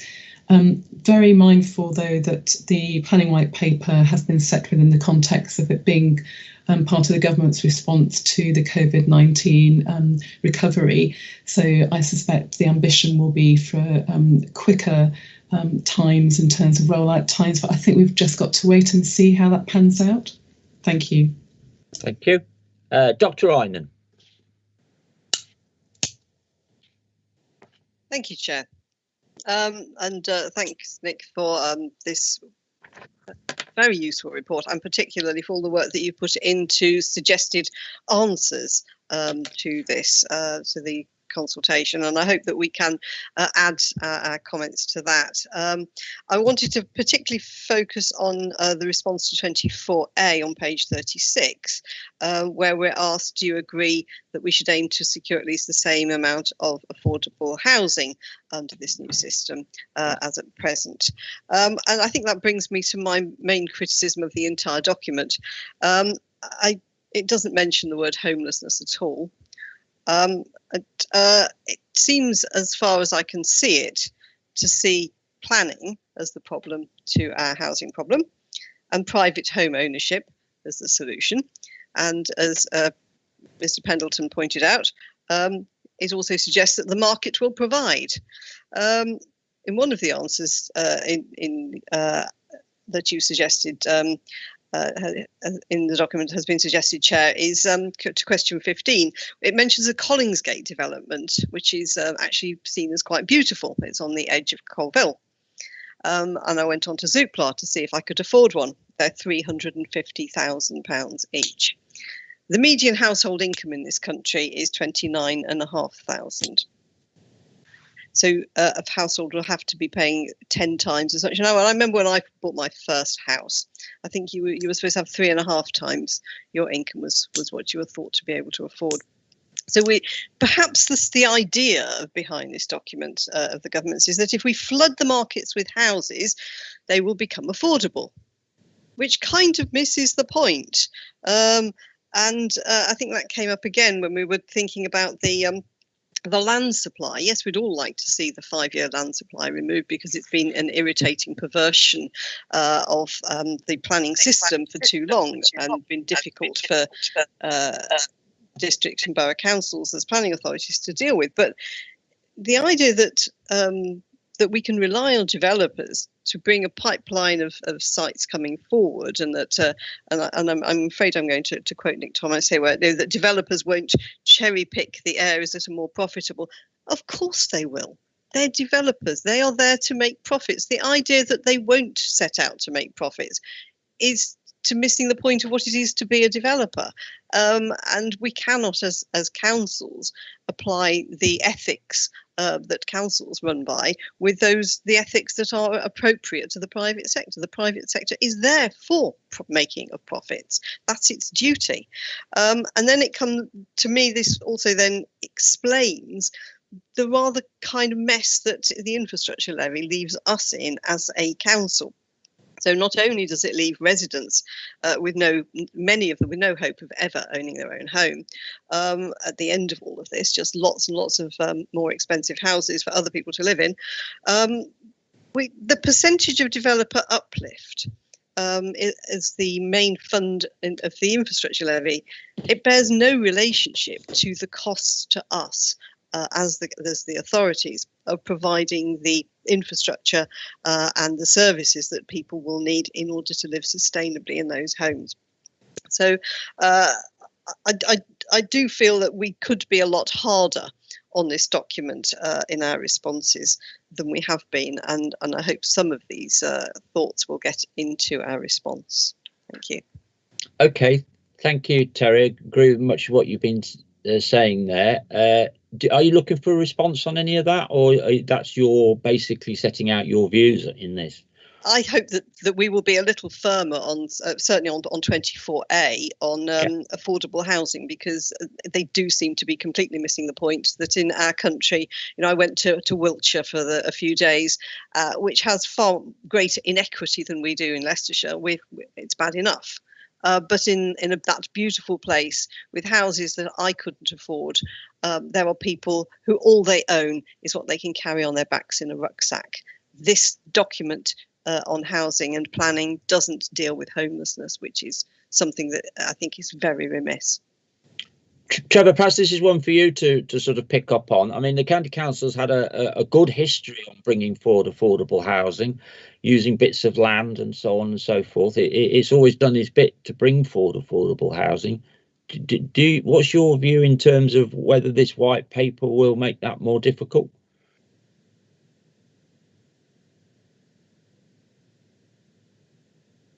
I think you're on mute, Trevor.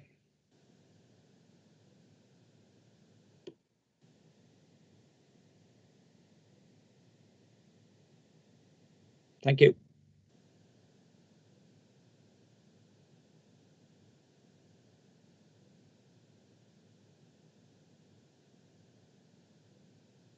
Perhaps you're having problems now. There you are. You're throwing your hands up. There you are. You're on. No, you've gone again. I'll come back to you, Trevor. I made a note. I've got several people to come back to. Terry Richardson. Now, Terry, you had some strong views about this a couple of weeks ago. So here's your opportunity. Thank you, Chair. I've got several points and in 3 areas where I think our response needs strengthening in the way it's put forward. First of all, just to cover the bit that's not on there is the earlier paper, as it were, in which we've got to comment on. which has the strange algorithm. Now, clearly the government doesn't have a good track record on algorithms. My understanding is that it is already the case that the government are walking back from this algorithm, understand it's wrong. My understanding is that all of the Leicestershire MPs have put in their objections to the algorithm, and I am assured by my local MP that we would not expect to see anything remotely near those figures coming forward. Having said all that, what I think is clear is we do need to speed up the process of planning. You know, for those of us that have gone through at a local level large developments in our vicinity and just how long they take. And I think there are two reasons for that. Number one, I think it just creates huge amounts of uncertainty with our residents. And let's be honest about this, as councillors, probably our biggest postbag is roads and planning applications. So we do need to speed up the process.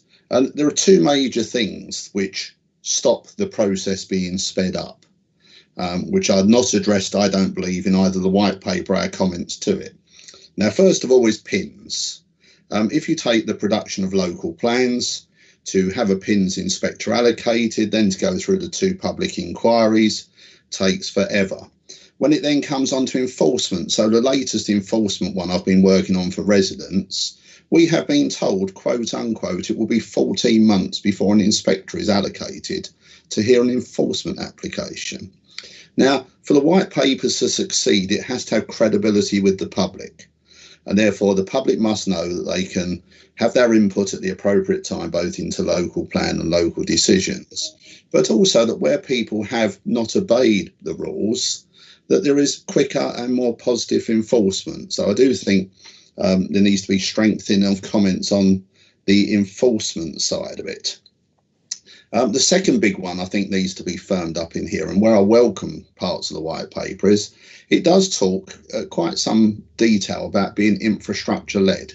Now, the issue with all large developments is they don't succeed because you need infrastructure in first, and what we get because of 106 and or Sill, we get a bit of a road built, a few houses, then the next bit of the road's built, and then the next few houses. Now, within the report, it does mention the largest new development near my division, which is New Lubberthal.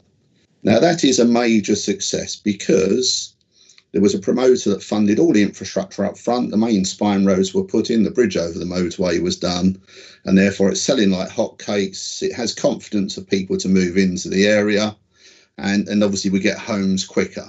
And also we get affordable homes quicker, because if they're part of the development, the quicker you speed out the development, the quicker you get the affordable homes. So I welcome the opportunity for authorities, and it's not clear which ones or how, to be able to borrow money against future receipts to actually put the infrastructure in first. And I think we do need to strengthen that side of our comments, because I don't think that's come across. So at the moment I've got PINs, and I've got obviously we need to have a greater understanding how infrastructure is going to be funded, and we've got to say all large developments must be infrastructure led, because otherwise they're untenable. Now, a few years ago, I foolishly read all 186 pages of the Sill document, and it is clear that Sill doesn't work in this part of the world because of the square metre rates. But I do welcome looking at a better method. So if we're having a new Sill that works, I think that would be beneficial for all. If there was a clearly understood rate that took into account the uplift prices of the land and gave us a return on it, I think that would actually do us all a favour. My understanding about local plans, and I'm sure the white paper said somewhere that local plans should be brought into line by 2023, where possible, either through new local plans or refresh existing ones. And there's been a lot made of the losing of the duty to cooperate. I would argue that you don't need a legal requirement to cooperate. I think if all of us as grown-up politicians can work across our areas and encourage our neighbours across the border to actually talk to us, I don't see why we cannot cooperate without the need for a legal duty to do it. And the last point, which I don't think we've brought out particularly in our response, is that we are developing a major greener agenda at the county council, what I welcome, but there's nothing in this report about ensuring that infrastructure also meets air quality issues, meets transport issues. Rosita went on at length about housing developments and then industrial on business. I would argue that what we should be looking at is merging the two together as we used to in the old days, so that people can walk down the road to work rather than drive 10 miles to where they work. Now, I appreciate with large sheds that's not possible, but also if we're building beautiful, and we've seen some examples around the country with things like Poundbury, etc., there's no reason why you cannot put factories and offices within the housing development and make it beautiful and sustainable, which actually then brings us back to our green agenda. And there didn't seem much in the white paper about that or our comments back. But overall, anything that speeds up to me the process and gives certainty to our residents about how they contribute, when they hear, how quickly things start, has got to be welcome, because the current process takes far, far too long. You're looking for a major development anywhere between 8 and 12 years from concept to a spade in the ground, which in this day and age is ridiculous. Thank you. Okay. I think you made a number of comments there. The officers have obviously got a note of those. Is there any particular issue you're looking for a response on now, Terry? Sorry, Simon, I muted myself. Really only the officers' views on how we could strengthen our report, and why does it not mention pins? Okay. Why does it mention green, etc.? Right, I suspect the officers have answered the questions that the white paper poses. Well, I think that's my point, Chairman. That when we get these consultations, we answer the questions. What we should be doing is answering the questions, then adding on. Yeah, Sharon, our aspirations for strategic direction that you wish to make. Is there something at the bottom we could add? Unfortunately, Chair, that excuse me, there isn't on the standard form, but we could, of course, be putting in a header, few paragraphs to cover this off at the outset when we submit it. Okay, so your essential point here, Terry, is that if they're asking local authorities to accommodate all this reform, they also need to reform PINS to make it more reactive, timely, both in terms of dealing with local plan inquiries and getting those plans across the line, because you are dependent in the end on getting the inspector's report. And then secondly, where there is clearly a breach, PINS needs to deal with enforcement. I would actually go slightly further, Mr. Chairman. I would say that PINS is broken and needs to be scrapped rather than actually changed and something else put in its place. Something headed up by a democratic accountability. It cannot be right that councillors make decisions which can then be overturned by one non-elected person. Well, of course, in theory, the power is held by the Secretary of State, and that's where the accountability comes. In practice, the majority of appeals, the powers are transferred to the inspector, although the Secretary of State can call them into himself or herself. So I think you've got to be careful what you're asking for, because I don't disagree at all with you about PINS no longer being fit for purpose. But the accountability argument, the response you'll get is that rests with the Secretary of State, which, of course, in practice, he or she cannot be involved in every single appeal. No, I was thinking of accountability at a local level, not higher up. So decentralised accountability, not centralised accountability. OK, well, what I have seen is where a decision has been made in accordance with the local plan at a democratic level, you really have to question why that then can be appealed and challenged. So is there some common ground around where the decision's been taken in accordance with current policy, whether that be local policy or NPPF? We should say it should not be possible to appeal that, because that's something that's been asked for by local government for a number of years. Can the officers comment on that and provide any more? I think that's been raised before as an issue, that you to limit the number of appeals by saying where decisions are taken in accordance with the policy. Chair, if I could just comment, that'd be helpful. I think part of the intention of the reform is to front load, so the local plan considers these types of issues, and so that then you don't have an outline planning application that you could then have that refused and appealed against.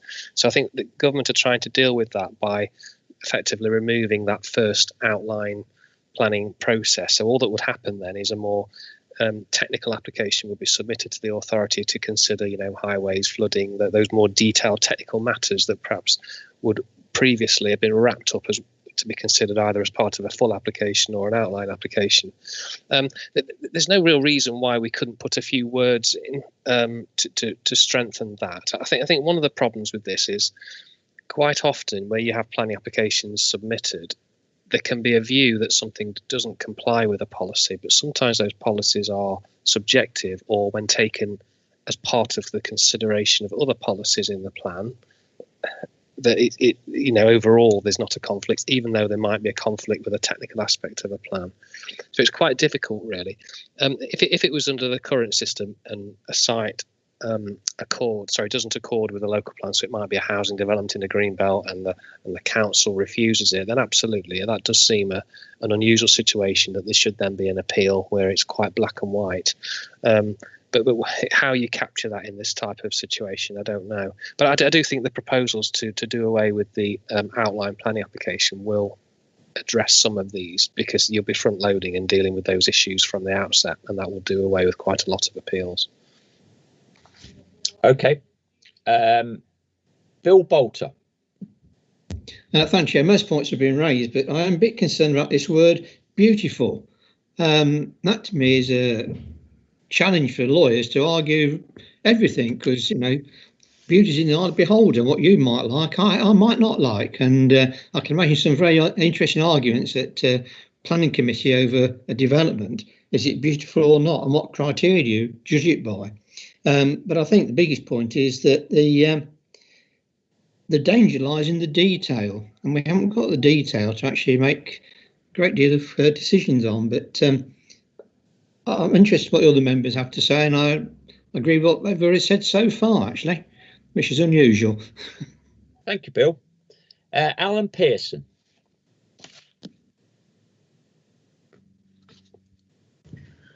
Thank you. Yeah, just a couple of points. Agree with a lot of comments.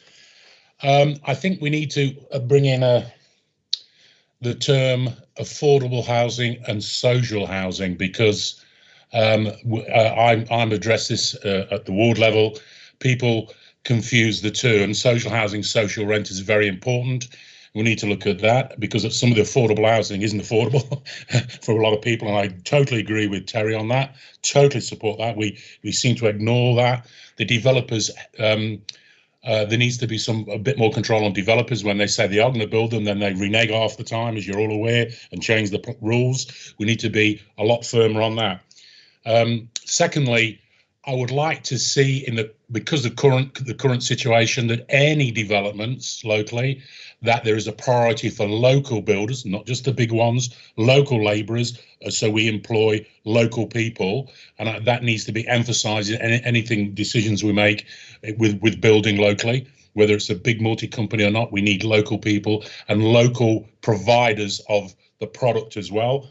And finally, my point of view is, I was going to mention it, was mentioned earlier, it's quite clear, and it's research throughout the world, actually, there is a migration from the cities to the rural areas. A lot of people are moving out of cities, and that's going to put pressure on our infrastructure, pressure on our towns and villages. And I think we need to sort of address that and acknowledge it, but also we have to acknowledge how we manage that. Thank you. Well, the answer is regeneration. Somebody said earlier that if people aren't going to work in cities anymore, or less people are going to work in cities, we need to find another role for them. And one of them could be housing. And I think there's a major challenge there that it doesn't address. I agree with you, Alan, entirely.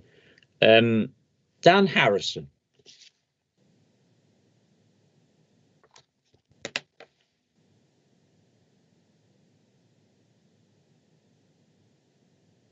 Are you there, Dan?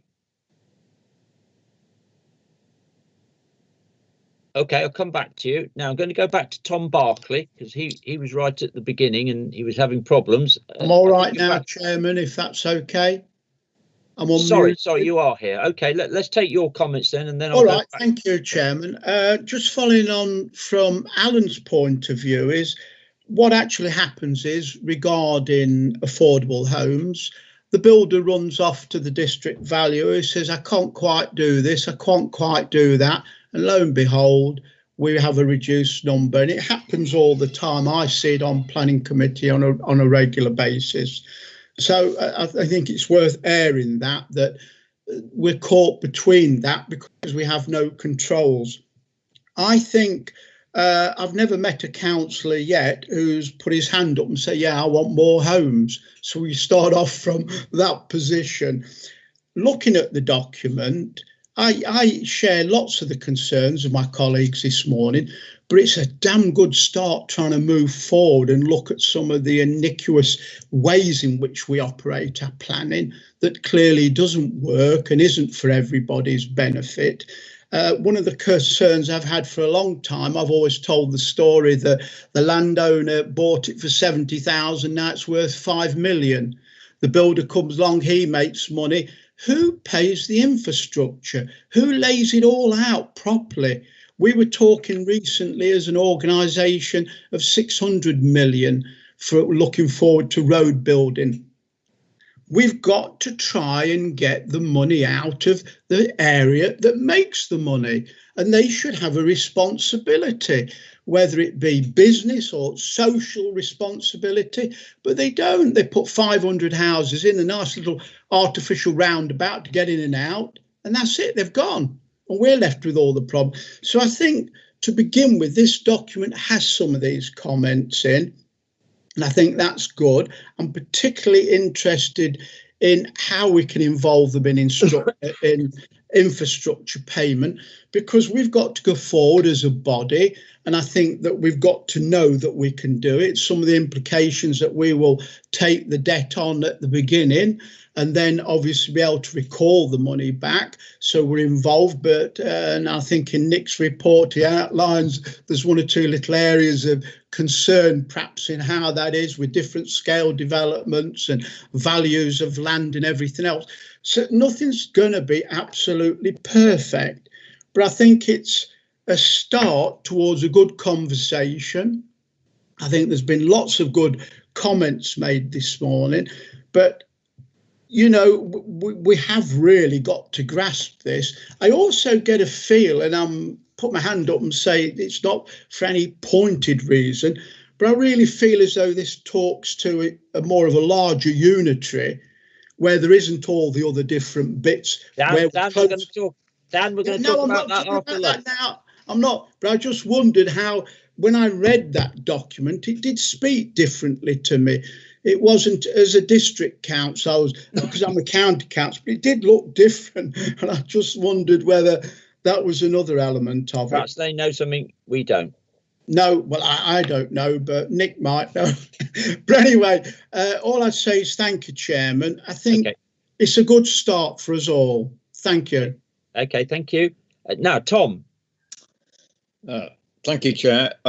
Most of the points I was going to make have been made, actually, but I'll be very brief and to the point. I think I'm, without going into the unitary authority argument, I foresaw that they would be looking at more on a combined authority basis over a region, taking into account the transport networks that are required and also things like air quality. All the arguments about affordable housing have been made, but I think change is definitely needed. The system we have is far from perfect, and this begins to address some of the problems. I very much hope that the comments that have been made this morning are taken into account and brought forward, because we need to accommodate all needs. And it is a hugely complex area, and there is very difficult to come up with an ideal solution. But I think the discussions this morning have highlighted many issues which are well worth taking forward. That's all I'll say, Chair. Thank you. Thank you. Thank you for that contribution. I know David Bill wants to come back. I'd just like to pose a question, see what other members think in relation to this substantial change to permission in principle. The public, yes, some people do engage in the local plan process, but I think we know from experience most people don't get involved until they see a planning application site notice go up. The application appears in the local press and word goes round that there's a major planning app, and that is when people get involved. And Rosita referred earlier to 600 responses. I have a major concern that people still won't engage in those numbers in the local plan. They'll think it's high level, abstract, doesn't actually make a decision and so on. But the site will then be allocated, and then we'll get to the planning stage and people will be told, well, it's decided, it's a done deal. It's in the plan. We have no choice. There'll be no role for local members. The report does mention this, a diminished role for local. There might be a diminished role. I think there will be a diminished role because the public will be asking the councillors what they're doing about this application, and the answer will be nothing because it has permission in principle. And we will be left talking about detailed matters, important as they are, but not the principle. And that really does concern me, unless something's major is going to take place in terms of engaging the public at the local plan stage rather than at the application. And I think that will require a massive change in mindset and how the whole thing operates at a local level. My other concern on that is that when you get to the public inquiry, a number of services of the county council, particularly highways, come along and they say to the inspector, based on what we know about this proposal, we think it's okay, we don't have any major concerns, the rest of it can be sorted out at the planning application stage. And when the inspector hears that, he usually pretty much accepts that professional view. So what that means then is if those issues aren't sorted out at the local plan stage, again, we'll be back to it'll be too late to do anything. So my question to Nick is, surely this is going to have an impact on the resources and work that will need to be done, particularly by county services, schools, roads and other infrastructure, to make sure that that detailed work on deliverability is done, to know whether the scheme will actually work and can be delivered and function in a safe means.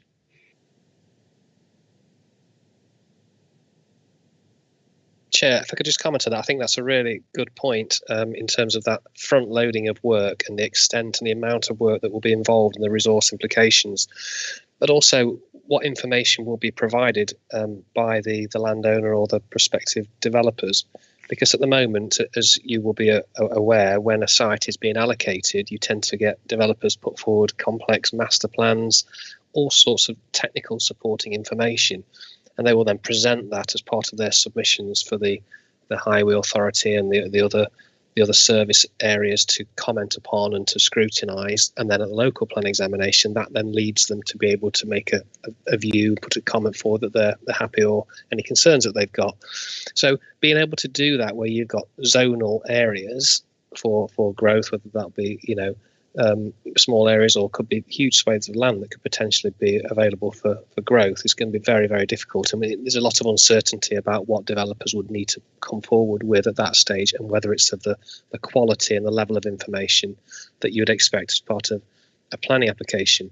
And the other concern I'd have around that is the amount of time between when a local plan is being considered and then when that development will come off the ground. It could be a big delay and that information could become out of date. Normally with a planning application you get 3 years and typically you'd start work within that time, although it can take longer, as has been mentioned for the larger developments. But it's a bit more in date in terms of the package of infrastructure and the mitigation measures that you can deliver. I think Ian Veers might be on the call. He might want to comment because obviously this affects his team to a great extent, if you're happy with that, Mr. Galton. Yes, Ian, do you think we could beef the response up to make the point? I think that the additional point being made here about timing, that a lot of things might change between the local plan stage and then the scheme coming forward. But this issue of how much detail your officers have available to them at the local plan stage, as opposed to what then comes forward at the detailed planning stage, there can be a significant difference, because the developers don't want to obviously invest all that money into doing that work unless they know that there's a likelihood that the scheme is going to be allocated in the local plan. Yes, Chair. Very happy to supply Nick with some more wording on that. As you can imagine, my colleagues have read this. Hopefully you can hear me all right. I know we've been having issues this morning. We've have great concerns over some of these elements as one of those services that, as some councillors have mentioned, do receive a lot of highlighting when planning is coming forward. That whole timeline of what detail will be in a local plan in order for people to actually understand the impact it will have on them, which you only normally get at the detailed planning stage, to actually what will happen outside their houses, for us then to give proper responses that members are confident in, they can make decisions on. I think that whole area will have to be very front loaded, with an awful lot of resource required, an awful lot of cooperation from developers. And as Mr. Richardson's already said, it can take years to get one of the large ones through. It can take years just for us to agree the data they're going to be basing their applications on, because surprisingly enough, often developers want to make it quite small, the numbers that they want to consider. I can happily give some more wording that Nick can look at to use to put that in there, but I do think that whole process and how residents can suddenly end up with an application 10 miles down the road that has an implication outside their homes needs stronger wording, if you're okay with that. Well, I hope so, because I think this could be really important, that by the time we get to the detailed proposal, insufficient information will be available to realise what the impacts are at the local plan stage. So the timelines, as you say, are really important, but as is the level of information that developers will need to submit in order to enable a professional and technical assessment to be done of will it work or not, or what improvements and infrastructure are needed. Exactly, Chair, and leading to that, mitigations that are actually required, and we know the distances between what's actually thought to be required and you can secure under planning at the moment and what residents actually think is required are quite huge. This could just make those gaps bigger as well. Okay, so you could provide some additional wording before the cabinet meeting. Trevor, are you with us?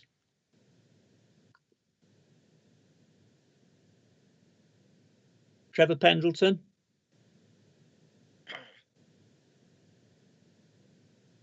Perhaps he's not. Blake Payne, are you with us?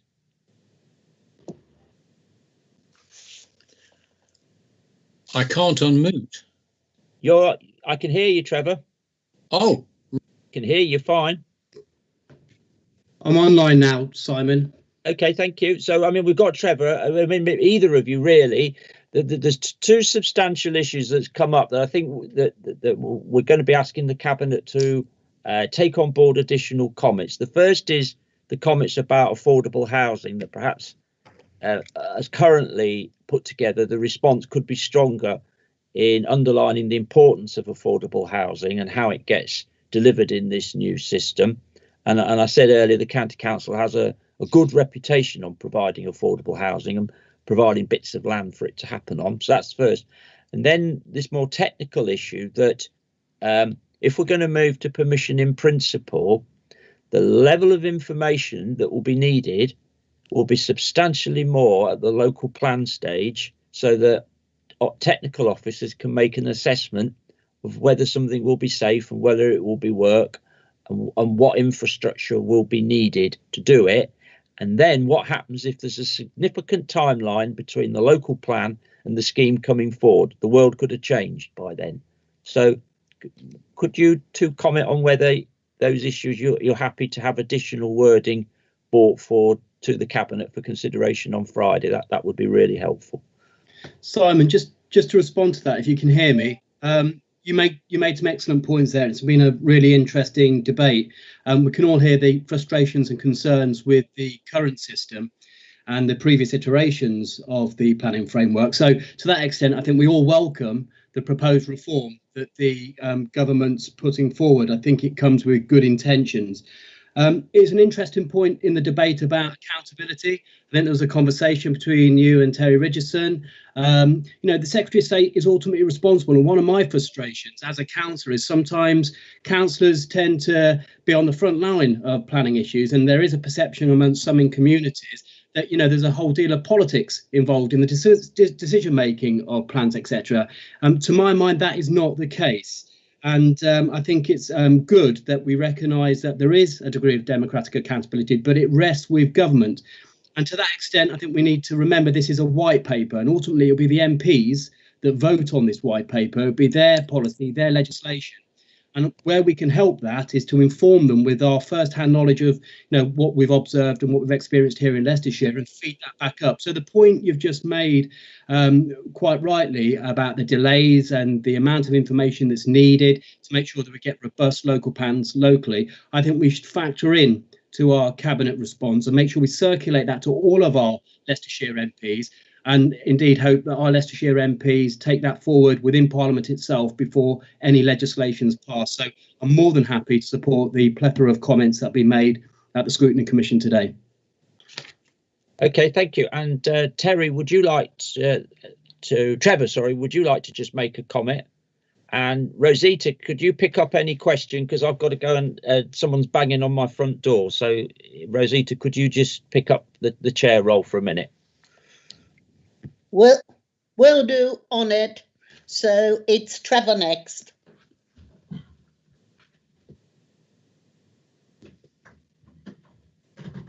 Trevor, you're on mute. Unmute yourself, please. Get the thing off. There you are, we can hear you. Oh, you can. The visual is still saying. And now you're on mute again. Trevor, I'll go to David Bills. No, I think it is Councillor Bolter who had his hand up first. Councillor Bolter, if you can unmute and speak, and then go over to David Bills. No, actually, Rosita, it's all been covered because I'm concerned about the affordable housing bit, and also I've always been talking about building regs. Now they should be strengthened to make things more economically friendly. So if that can be included as well, I'm quite happy to let other people have their say. I think, as the chairman, Simon, has just said, this has been a very valuable conversation, and officers have made comments, and a lot of the comments we've made can also be fed into the question and amended to whatever points are going to be made to the cabinet. Councillor Bills, did you want to come back? Your hand was up. Yes, thank you, Rosita. We did touch on air quality, but I don't think it was picked up. And I think because that is such a key theme for us, an emerging theme, if it's not mentioned in the response, I think it ought to be. Could I go back to a comment that Terry Richardson made about the planning inspectorate? I think this is important. The decisions that have been taken over the years by that body have often been arbitrary and irrational, and there is absolutely no comeback, no effective comeback for local communities who find that they're facing an appalling situation. I know that I know that Blake said that it's accountable to the it's accountable to the ministers, but really ought to be accountable. The appeal system should be accountable to a local body, because that there's something absolutely wrong there, and I can give you example after example about that's noted, David, and I think Trevor is unmuted now, and Simon is back to take back over from me. Thank you, Rosita. So, thank you for that. Trevor, did you wish to make any other comment as the cabinet lead on this? Thanks. Yes. Can you still hear me? I can. Thank goodness. I've no visuals, but at least I have the mic. So I think what Nick was saying in terms of front loading and discussion at local plan level really does place a lot of emphasis upon the districts and boroughs to get their whole local plan very, very clearly understood by local people. That's the important thing. Whether this legislation will help or hinder that, I don't know, but getting your zones right is going to be important. Whether you stripe them or whether you block them into your local plan is going to be one thing. The second thing really is the 5-year housing supply. I'm in a sense absolutely delighted that it's getting booted. I think that'd be good. And, you know, in all seriousness, then looking at SIL, what we need to do is say, OK, can SIL be sophisticated as like the 106? If it can still vary for each planning application. And it might give local authorities the ability to shuffle their priorities around under a bracketed 3 or 4 A, B, C, D types of SIL things. I still think the speed of granting planning permission is important, and that should come. But finally, you know, you'll need the strategic road capability of county. You really will need it to be very, very clear, and for county to understand exactly what is happening in terms of all across the whole of the county. That's the important thing. And on affordability of housing, if we're county and we own the land, we will make sure, of course, as you've seen, our history is very good. And thank you, Simon, for that comment. It's down to the districts and boroughs to look at the viability aspects and decide whether or not they can afford affordable housing at the levels that are asked for. And the volume, Terry, just to go back to that, the volume that I believe this will improve in terms of completed housings, it won't solve affordable housing, but at least I'm hoping that it won't make it any worse. Chairman, happy to take on the board the comments from Scrutiny today at Cabinet and work with them. Thank you. Well, thank you for that, Trevor. I think both your comments and Blake's are reassuring, and I think what's been positive about this is the level of agreement from everyone. And I think the officers have been quite candid in saying that whilst this could work in principle, there's a lot of detail yet to be brought out to clarify, and that there's some additional comments, quite strong comments, that need to be made in order to protect both the county council's interest and indeed residents' interests in relation to ensuring that the right information is available at the right time in what would be a different process. So unless anyone else has got any comments. Yes, I do. Okay. Yeah, you've got your flag up, as has David Bill. So I'll take your turn. And then we'll move on. I want to have a very short rant, and then I want to make a valid comment. My little rant, it is everybody is going on about the speed of an application. It is all very well to have speed, but if the application isn't meeting expectation and if there are things wrong, it is better to get it right and perfect to create sustainability. So, you know, than to adhere to a certain speed. And in relation to affordable housing, one thing we need to be, nothing is ever as simplistic as we see it. We all rave on about affordable housing, but somebody can earn £50,000 and get an affordable home. So I see it constantly where my village location, people who drive a flash car, who go on lots of holidays, got no money in the bank, earn a lot, get an affordable house, live in it a couple of years, sell it and make a profit. So we need to look more at retaining affordable housing and make it so the next generation or the next people can move into it.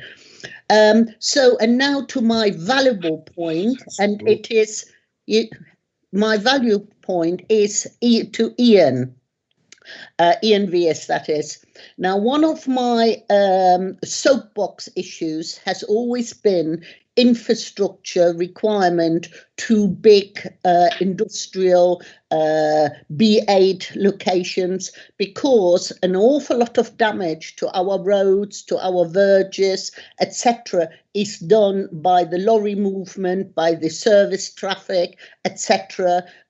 In my villages, on my roads, but yet we cannot request any infrastructure levy from warehousing and industrial.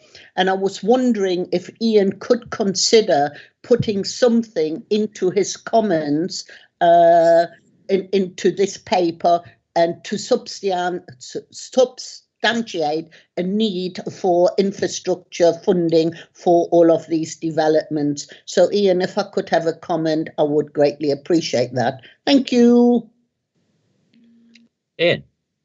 Yes, thank you, Chair. And I think Nick covered it in his start of the report. A lot of this will be down to the detail.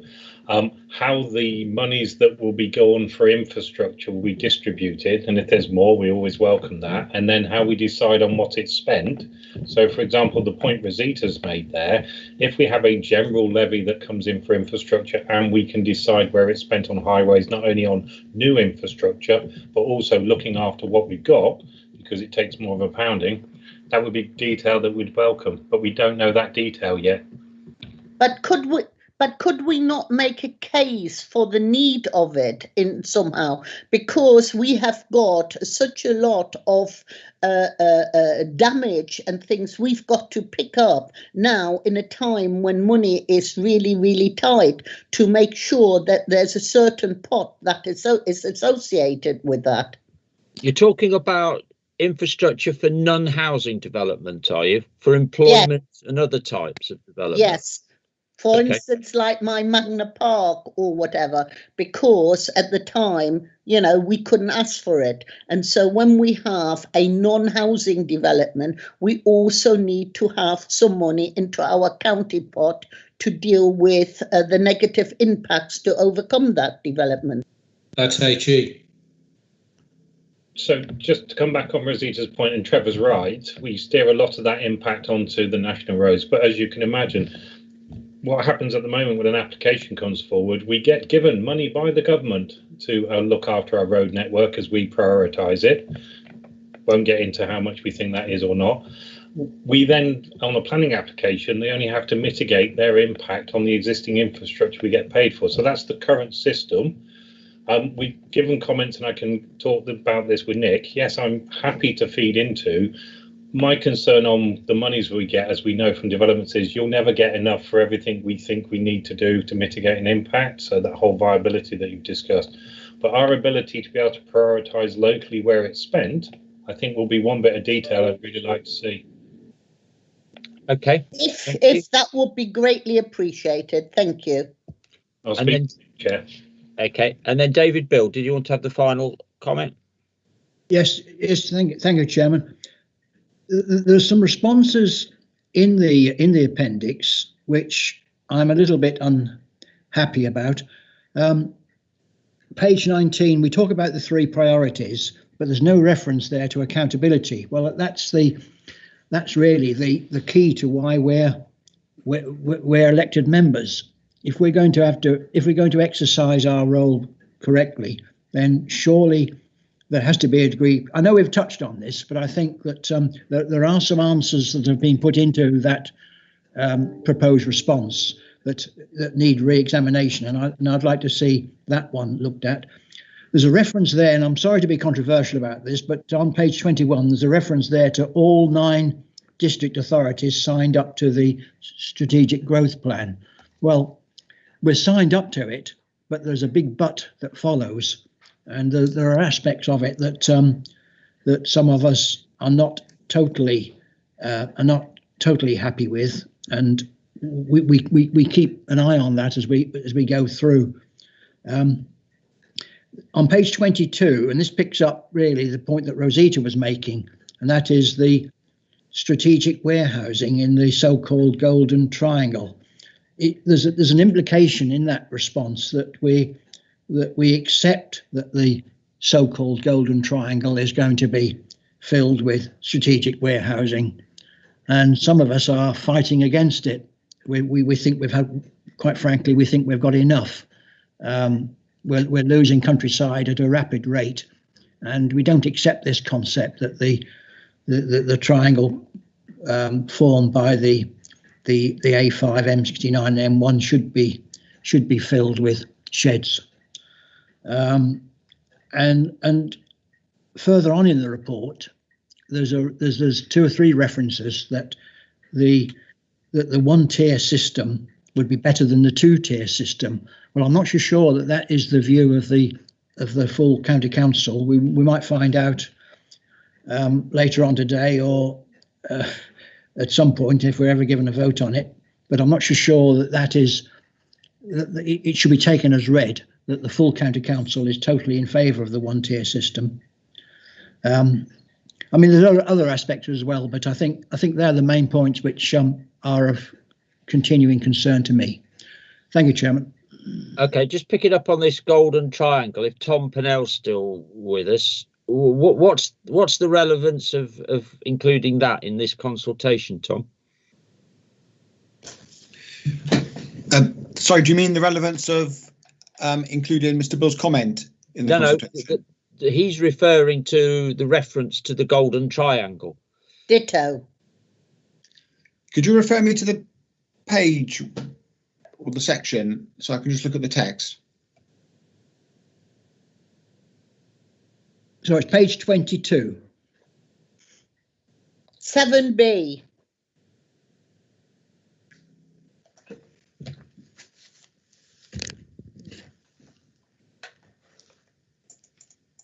So I think the question is you know, on a strategic planning consultation, should we be getting into individual areas as opposed to just sticking to principles about the policies?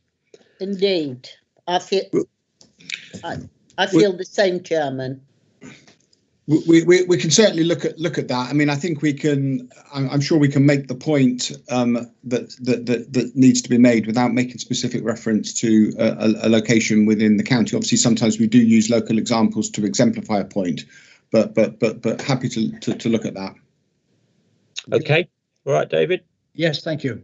Okay, right. I think we've had a fairly comprehensive discussion on this, and as I said a few moments ago, that there's a remarkable agreement across us all that this is very important, and I think we've all come up with a number of suggestions that can strengthen our response to this.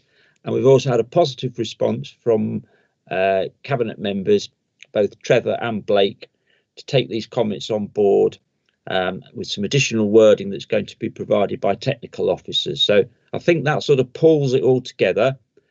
Our comments will be submitted to Cabinet.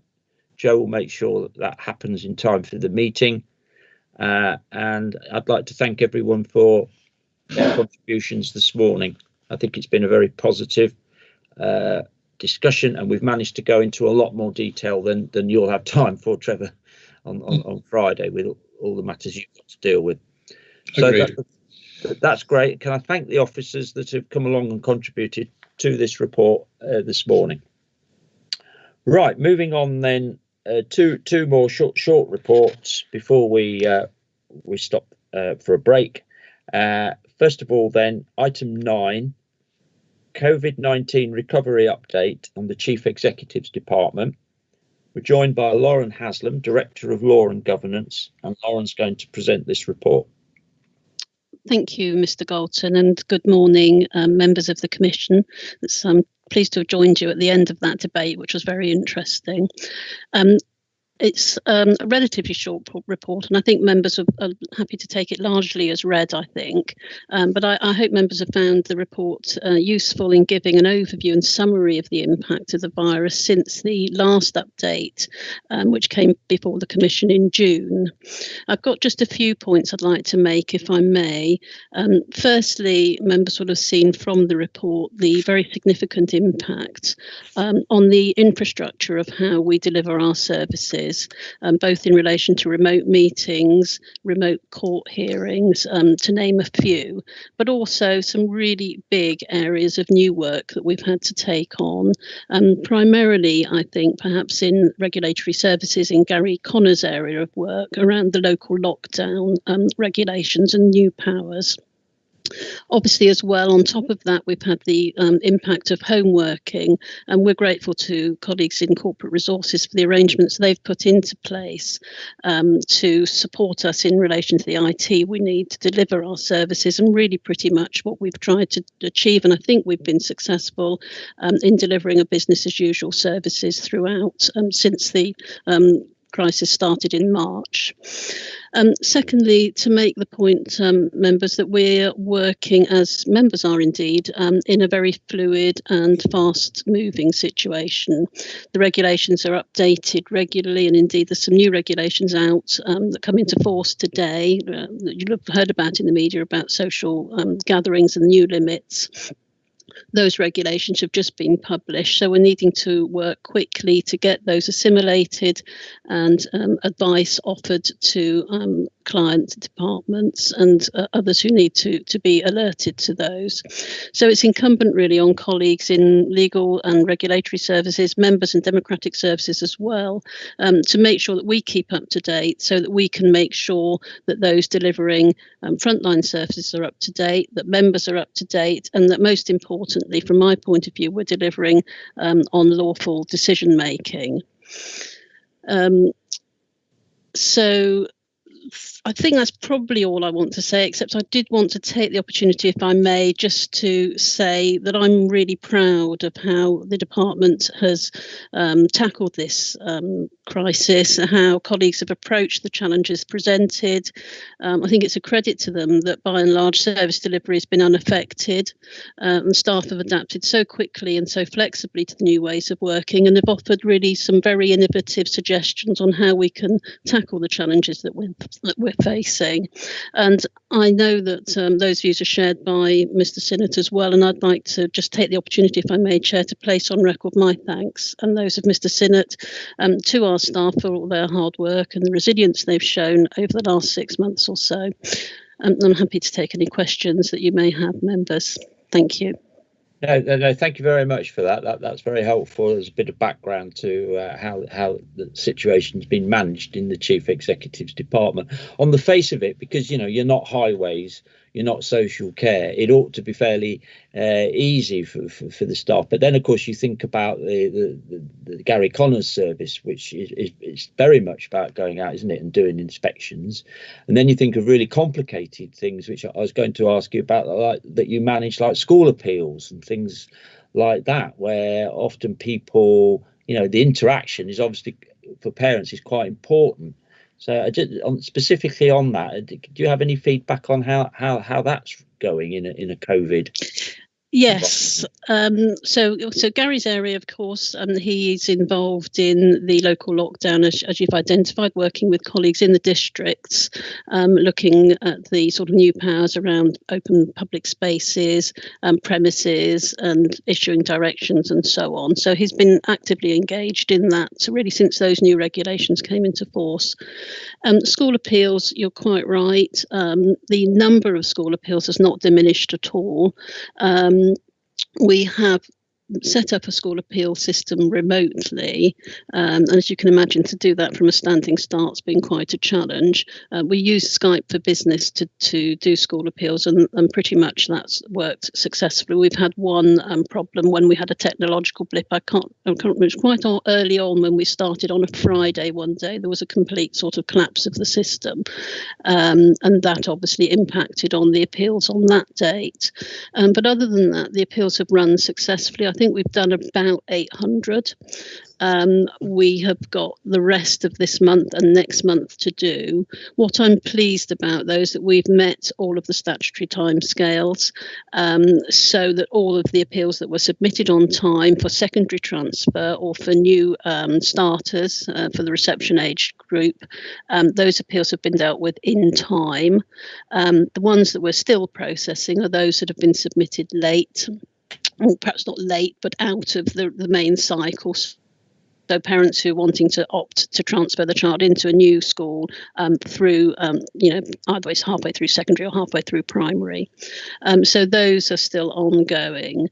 And I think we are pretty much going to be scheduled to go right through the rest of this month and into October to finish those off. But they're working. The feedback we're getting from parents is that, they're happy with how it's gone. We've not had many complaints, and the panels are functioning pretty well by and large.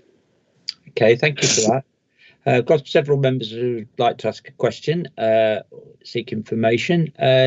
Bill Bolter. Thank you, Chair. Yes, I'm very pleased on page 40, item 11, staff skills survey. I think I've been pushing for, well, when I was on the employment committee. I think it's important to know what skills our various staff have got, especially some may perhaps need to be redeployed in the future. So I'm very pleased that's been included. So perhaps we could have an update on that sometime in the future, the Commission or somewhere else. How are we doing with that? Thank you. Thank you, Bill. Dr. Einan. Thank you, Chair. Thank you also to Lauren Haslam for this excellent report, and to all our staff, without whose great support and flexibility this wouldn't have been possible. I just wanted to question about the paragraph 31 about trading standards. I'm aware of how much extra work this has caused for them, and they have been doing a lot to deal with unnecessary extra work from scanners. But it also mentions in that paragraph that other areas of trading standards have ceased or reduced in output, and that as we move to recovery, it says on page 49, that paragraph 55, that we're going to have to stand up some of those business as usual services. I'm just wondering, what are the things that we've stood down? What are the risks of standing those down, and what will be, how are we going to bring them back forward? And again, what would be the risks of that? Yes, I think the areas that have been stood down largely relate to the sort of underage type sales activity, illicit tobacco monitoring, and they're areas that are significant and important, and we want to get them stood back up as soon as we can. I don't think they've ceased in their absolute entirety, but they've perhaps been scaled back to what we would normally be providing. And we're in discussion with colleagues in public health as to how to reinvigorate that area of work, but at the same time not prejudice the local lockdown work that's ongoing. It's a difficult balance. We need to make sure we're tackling on both fronts, because they're clearly both important. But I think at the initial stages, it was right to pause some of those areas of work while we focused on the lockdown. Okay, Terry.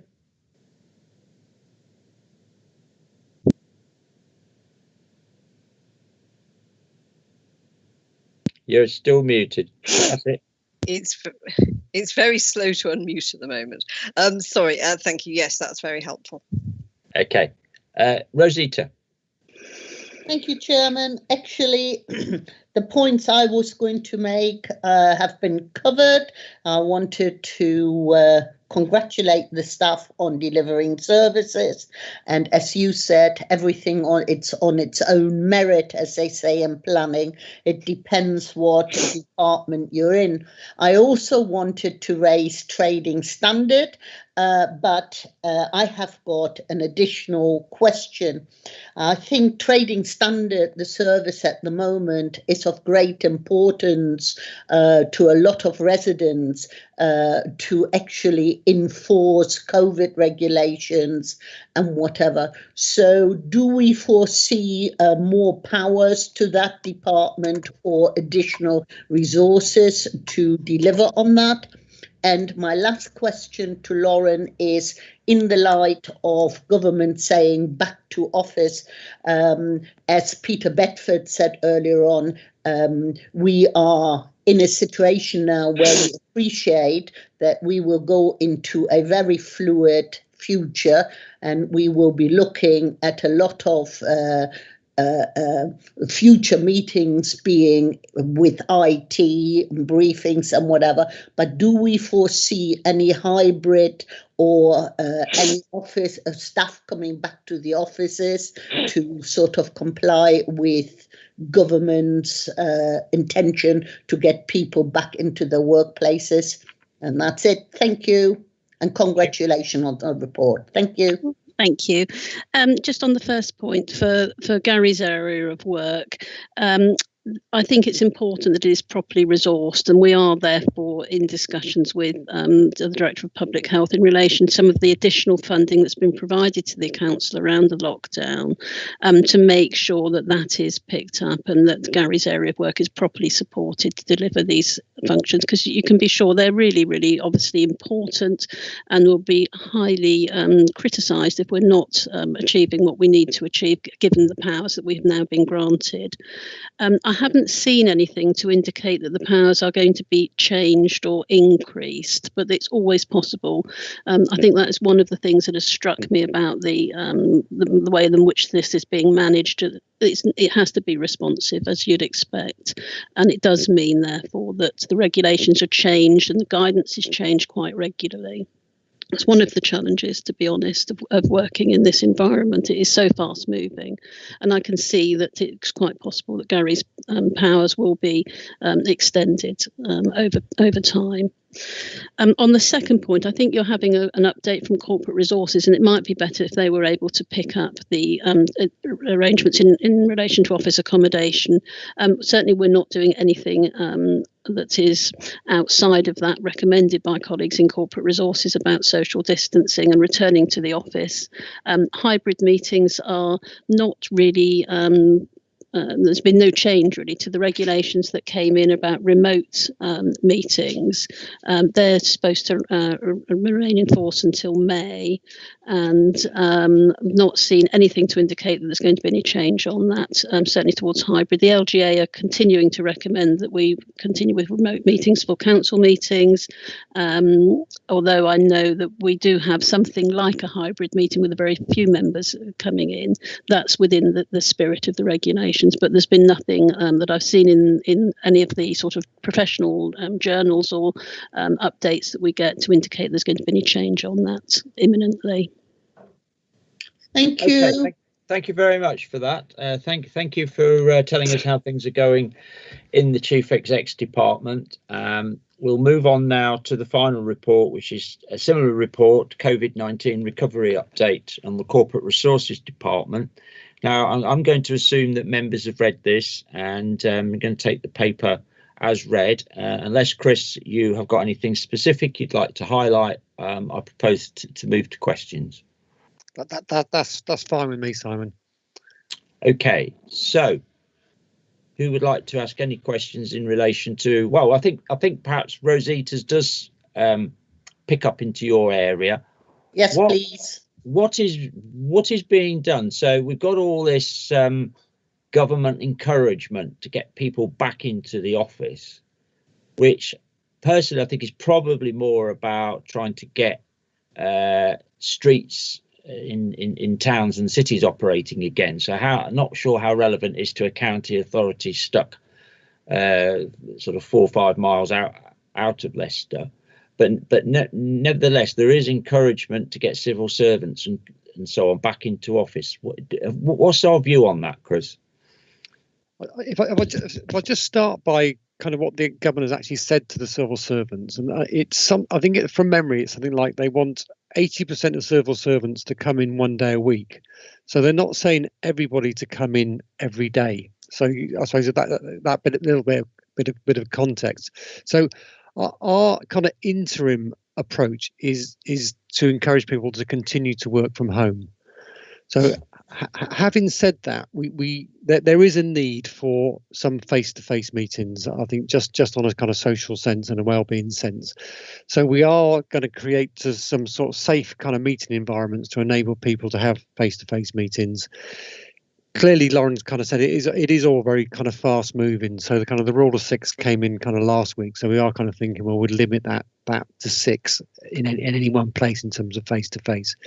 We're also looking at our kind of longer term approach to this. So we've got the workplace kind of strategy, which we had in place already. So we're again kind of working through that and kind of working through any kind of longer term implications in terms of how we're going to work in future. But the interim message out to staff is continue to work from home. We'll have more ability for you to come in terms of safe working environments.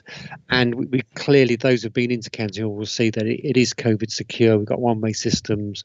We've got limits on the number of people coming in. Just to kind of remind members that previously we would have had up to 3,000 people in County Hall, is now limited to 550. So in terms of the space we've got available to play with, it is limited. Can I come back, please? Yeah. Have you never considered a sort of 3-2 or whatever? Because my ultimate worry, Chris, is because if you're working running a county hall on 500 staff, it could be eventually a matter of not being used and then being lost, so to speak. Use it or lose it. So that worries me a bit. And I've got one more question. Yeah, I mean, in terms of setting the limit for 550, I mean, it was kind of done in conjunction obviously with public health and health and safety. So it's kind of a limit where they've actually kind of physically been around all the offices and looked at the capacity. So we are kind of limited to that, and it clearly looks like we're going to be limited to that for the next 6 months or so. So I think we're kind of stuck with that kind of level in terms of the amount of staff that are coming in. I mean, it is increasing. So if you look over the summer, we were hovering between 150 to 200. I think last week we were over 300 on a few occasions. So it is creeping up, but we are limited in terms of just the numbers that we can get in. Thank you. I've got one additional short question, Chair. With all pubs and restaurants and everything opening, I've noticed in our report under item 15, page 56, Bow Manor Hall is still closed. Theatre, Beacon Hill only just reopened. But is that not just because it wants to reopen? Is that because the cost of opening Bow Manor Hall or some of the things are greater than the income would be, so that it is more prudent? Or what are the reasons? Just talk me through it, because at the end of the day, there must be a financial reason behind it. So, rather than me whinging on, tell me the financial reason behind your thinking. Right. In terms of Bow Manor Hall, it is an issue, and actually the biggest bit of the trading offer from Bow Manor Hall is actually the outdoor pursuits, the education for children. So the residential we do, that's the biggest bit of the trading offer, and clearly that just can't operate at the moment. So that is an issue. So the vast majority of staff at Bow Manor Hall have been furloughed. And we are kind of working through kind of options in terms of what we can do, both short term and longer term in terms of Bow Manor Hall. But it is an issue where it's not straightforward. It is difficult. You've got the kind of events that we would run from Bow Manor Hall, so that they've also been cancelled. Kind of weddings have clearly been cancelled as well. But I say the biggest bit of operation is actually the school visits, and we just can't run those. They're not allowed to be open anyway. Okay, so on traded services, what now the schools are back, is things like school meals and other services to schools, are they all back up and running now, and people being taken off furlough? Yeah, in terms of school meals, people have been taken off furlough, and they're back working again. I know Lauren mentioned it, but I think the staff have responded brilliantly in terms of all corporate resources services, and that includes school meals. So we've had people on furlough. We've had to operate kind of a much reduced operation because clearly a lot of schools have been open during the period anyway. So they have been school meal staff in there.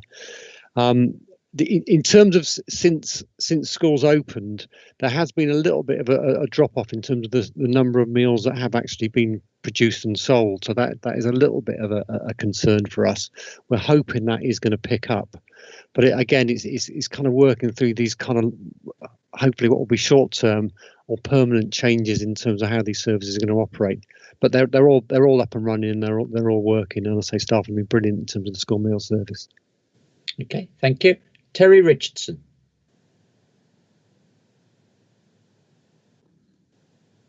Thank you, Chair. In fact, my question was on the same subject. But just before that, Chris, I just wanted to pick up something you said earlier about the rule of six. The rule of six doesn't apply to officers. So why would we even be considering it? You're right. You're right, Terry. It doesn't apply to officers, but from internal discussions, it's clearly it can be quite confusing for how people can operate within the work environment and within the social environment. So when we were looking at it, we were kind of thinking, well, actually, a lot of our offices, we wouldn't really want more than 6 people in the meeting room anyway. So it's just a simplicity thing.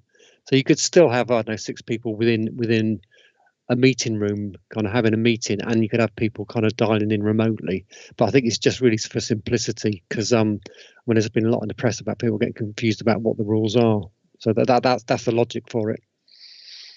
On to the question I was going to ask was, one of the things that concerns me, and this might be the wrong paper for it, it might be children's services, I'm not sure, is I have a major concern about school meals, hot school meals for children. Now, there seem to be quite a few schools across the country that are still not providing hot school meals. And as we approach winter, and there might be a large number of children where that might be the only hot meal they would get during the day, my concern is there any way we can, I don't suppose we can insist that schools provide hot meals, but I am concerned that a lot of children may end up throughout winter with no hot meal because they don't get one at home. And if they don't get one at school, they might not get one at all. When I've raised these questions on the phone-ins with ministers, they tell me that it is the intention that hot school meals are provided to everybody. But there seems to be like always sometimes, perhaps a de-link between what ministers want and what's actually happening on the ground. So I don't know if we have any idea of what percentage of our schools are providing hot meals. I wouldn't be able to answer that question, Terry, but because clearly we don't provide the school meal service to all Leicestershire schools. But I think members are familiar. I mean, the school meals we provide are excellent. We are kind of Soil Association accredited, and they are hot and well balanced and etc. So we definitely provide school meals. And if schools buy our service, that they get a really good meal service. But I don't know in terms of the whole of Leicestershire schools. So I think that was the point I was making, Chris. Yeah. We provide a quality meal, and I just hate the thought that disadvantaged children, as we get into the winter, might end up with no hot meal in the day. That worries me greatly, to be honest. Okay, so if they're entitled to a free school meal, is there anything laid down about that, whether that has to be hot or can it just be cold? Do we know? I must admit, I think you can get away with having kind of cold meals. I don't think it has to be hot. Right. But I know that our offer does include clearly hot meals. Every day we offer a hot meal. Yeah, okay. Yeah. Obviously, some people take sandwiches up and whatever, but yeah, you can get a hot meal. Yeah. So it's really a marketing thing. We're trying to get the point across that is what the offer is, and that schools can take it up. Yeah, and I think we are kind of fairly well renowned for the quality of our school meals. I say I think we're gold level now in terms of the Soil Association accreditation. So, it is a very good offer. I mean, I personally have been out and had a few school meals, and I can vouch for the fact they are very good. Good. Okay. I had lots of them, Chris, at my time. Mrs. Fryer. Yes, if I could just come in on the school meals. I fully agree that all children should have the availability of a hot school meal. You can't force them, you can only offer it. At the moment, from what I can gather from my own schools in my area, because of them working in bubbles and year bubbles, they are not all going into the canteen or the cafes. They are having lunches, or they're bringing their packed lunches because they stay in their year bubble, and so therefore until this is worked through. There may be changes after half term, I don't know, but I know, speaking to the young people near me who go to the school in the village, that's how it's working, because before they were able to go through, you know, when you've got 800 children, but they're all staying in there, they've managed to divide the schools up and the areas up into the year bubble. So that's all I will say at the moment. But obviously we will be discussing it in children and families, and I do agree. But it's also you can say there's hot meals. They can be most fabulous hot meals, but you can't always persuade children to take them, or parents. You can only hope. I mean, I have a relative who is a headmaster of an outstanding primary school, and he would only provide children with water to drink, and said that's what they had to have in school. He had parents writing to him saying their children were allergic to water and therefore would have to have what the parents provided, which was a fizzy drink. So I leave it with you, but we do look at this in children and families. Okay, well, I think that's the right place for it to be looked at.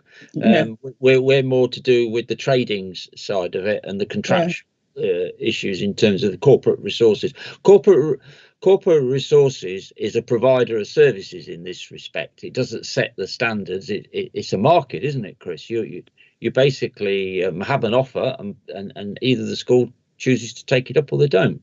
But if they can't take it up at the moment because of the bubble system, that has to be built in at the moment. That's all I'm saying, is that where the children would normally have gone and had in a designated restaurant canteen quite well on provided food from county, if they're not doing that now and they're eating in their bubbles, they don't even leave the bubbles.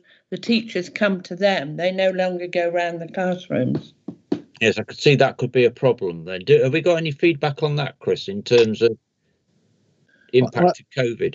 But I haven't got any direct feedback. But I mean, I mentioned in the intro that the take up of school meals has reduced, and what Mrs. Fry is saying could be one of the explanations about some of the practicalities around it could well be impacting. But it's something I can look into. Yeah, could well have an impact. Okay. Any other questions? Anything else on the COVID impact on the department and the recovery? No. Everyone's happy. Okay, thank you very much for that, Chris. Great, thank you.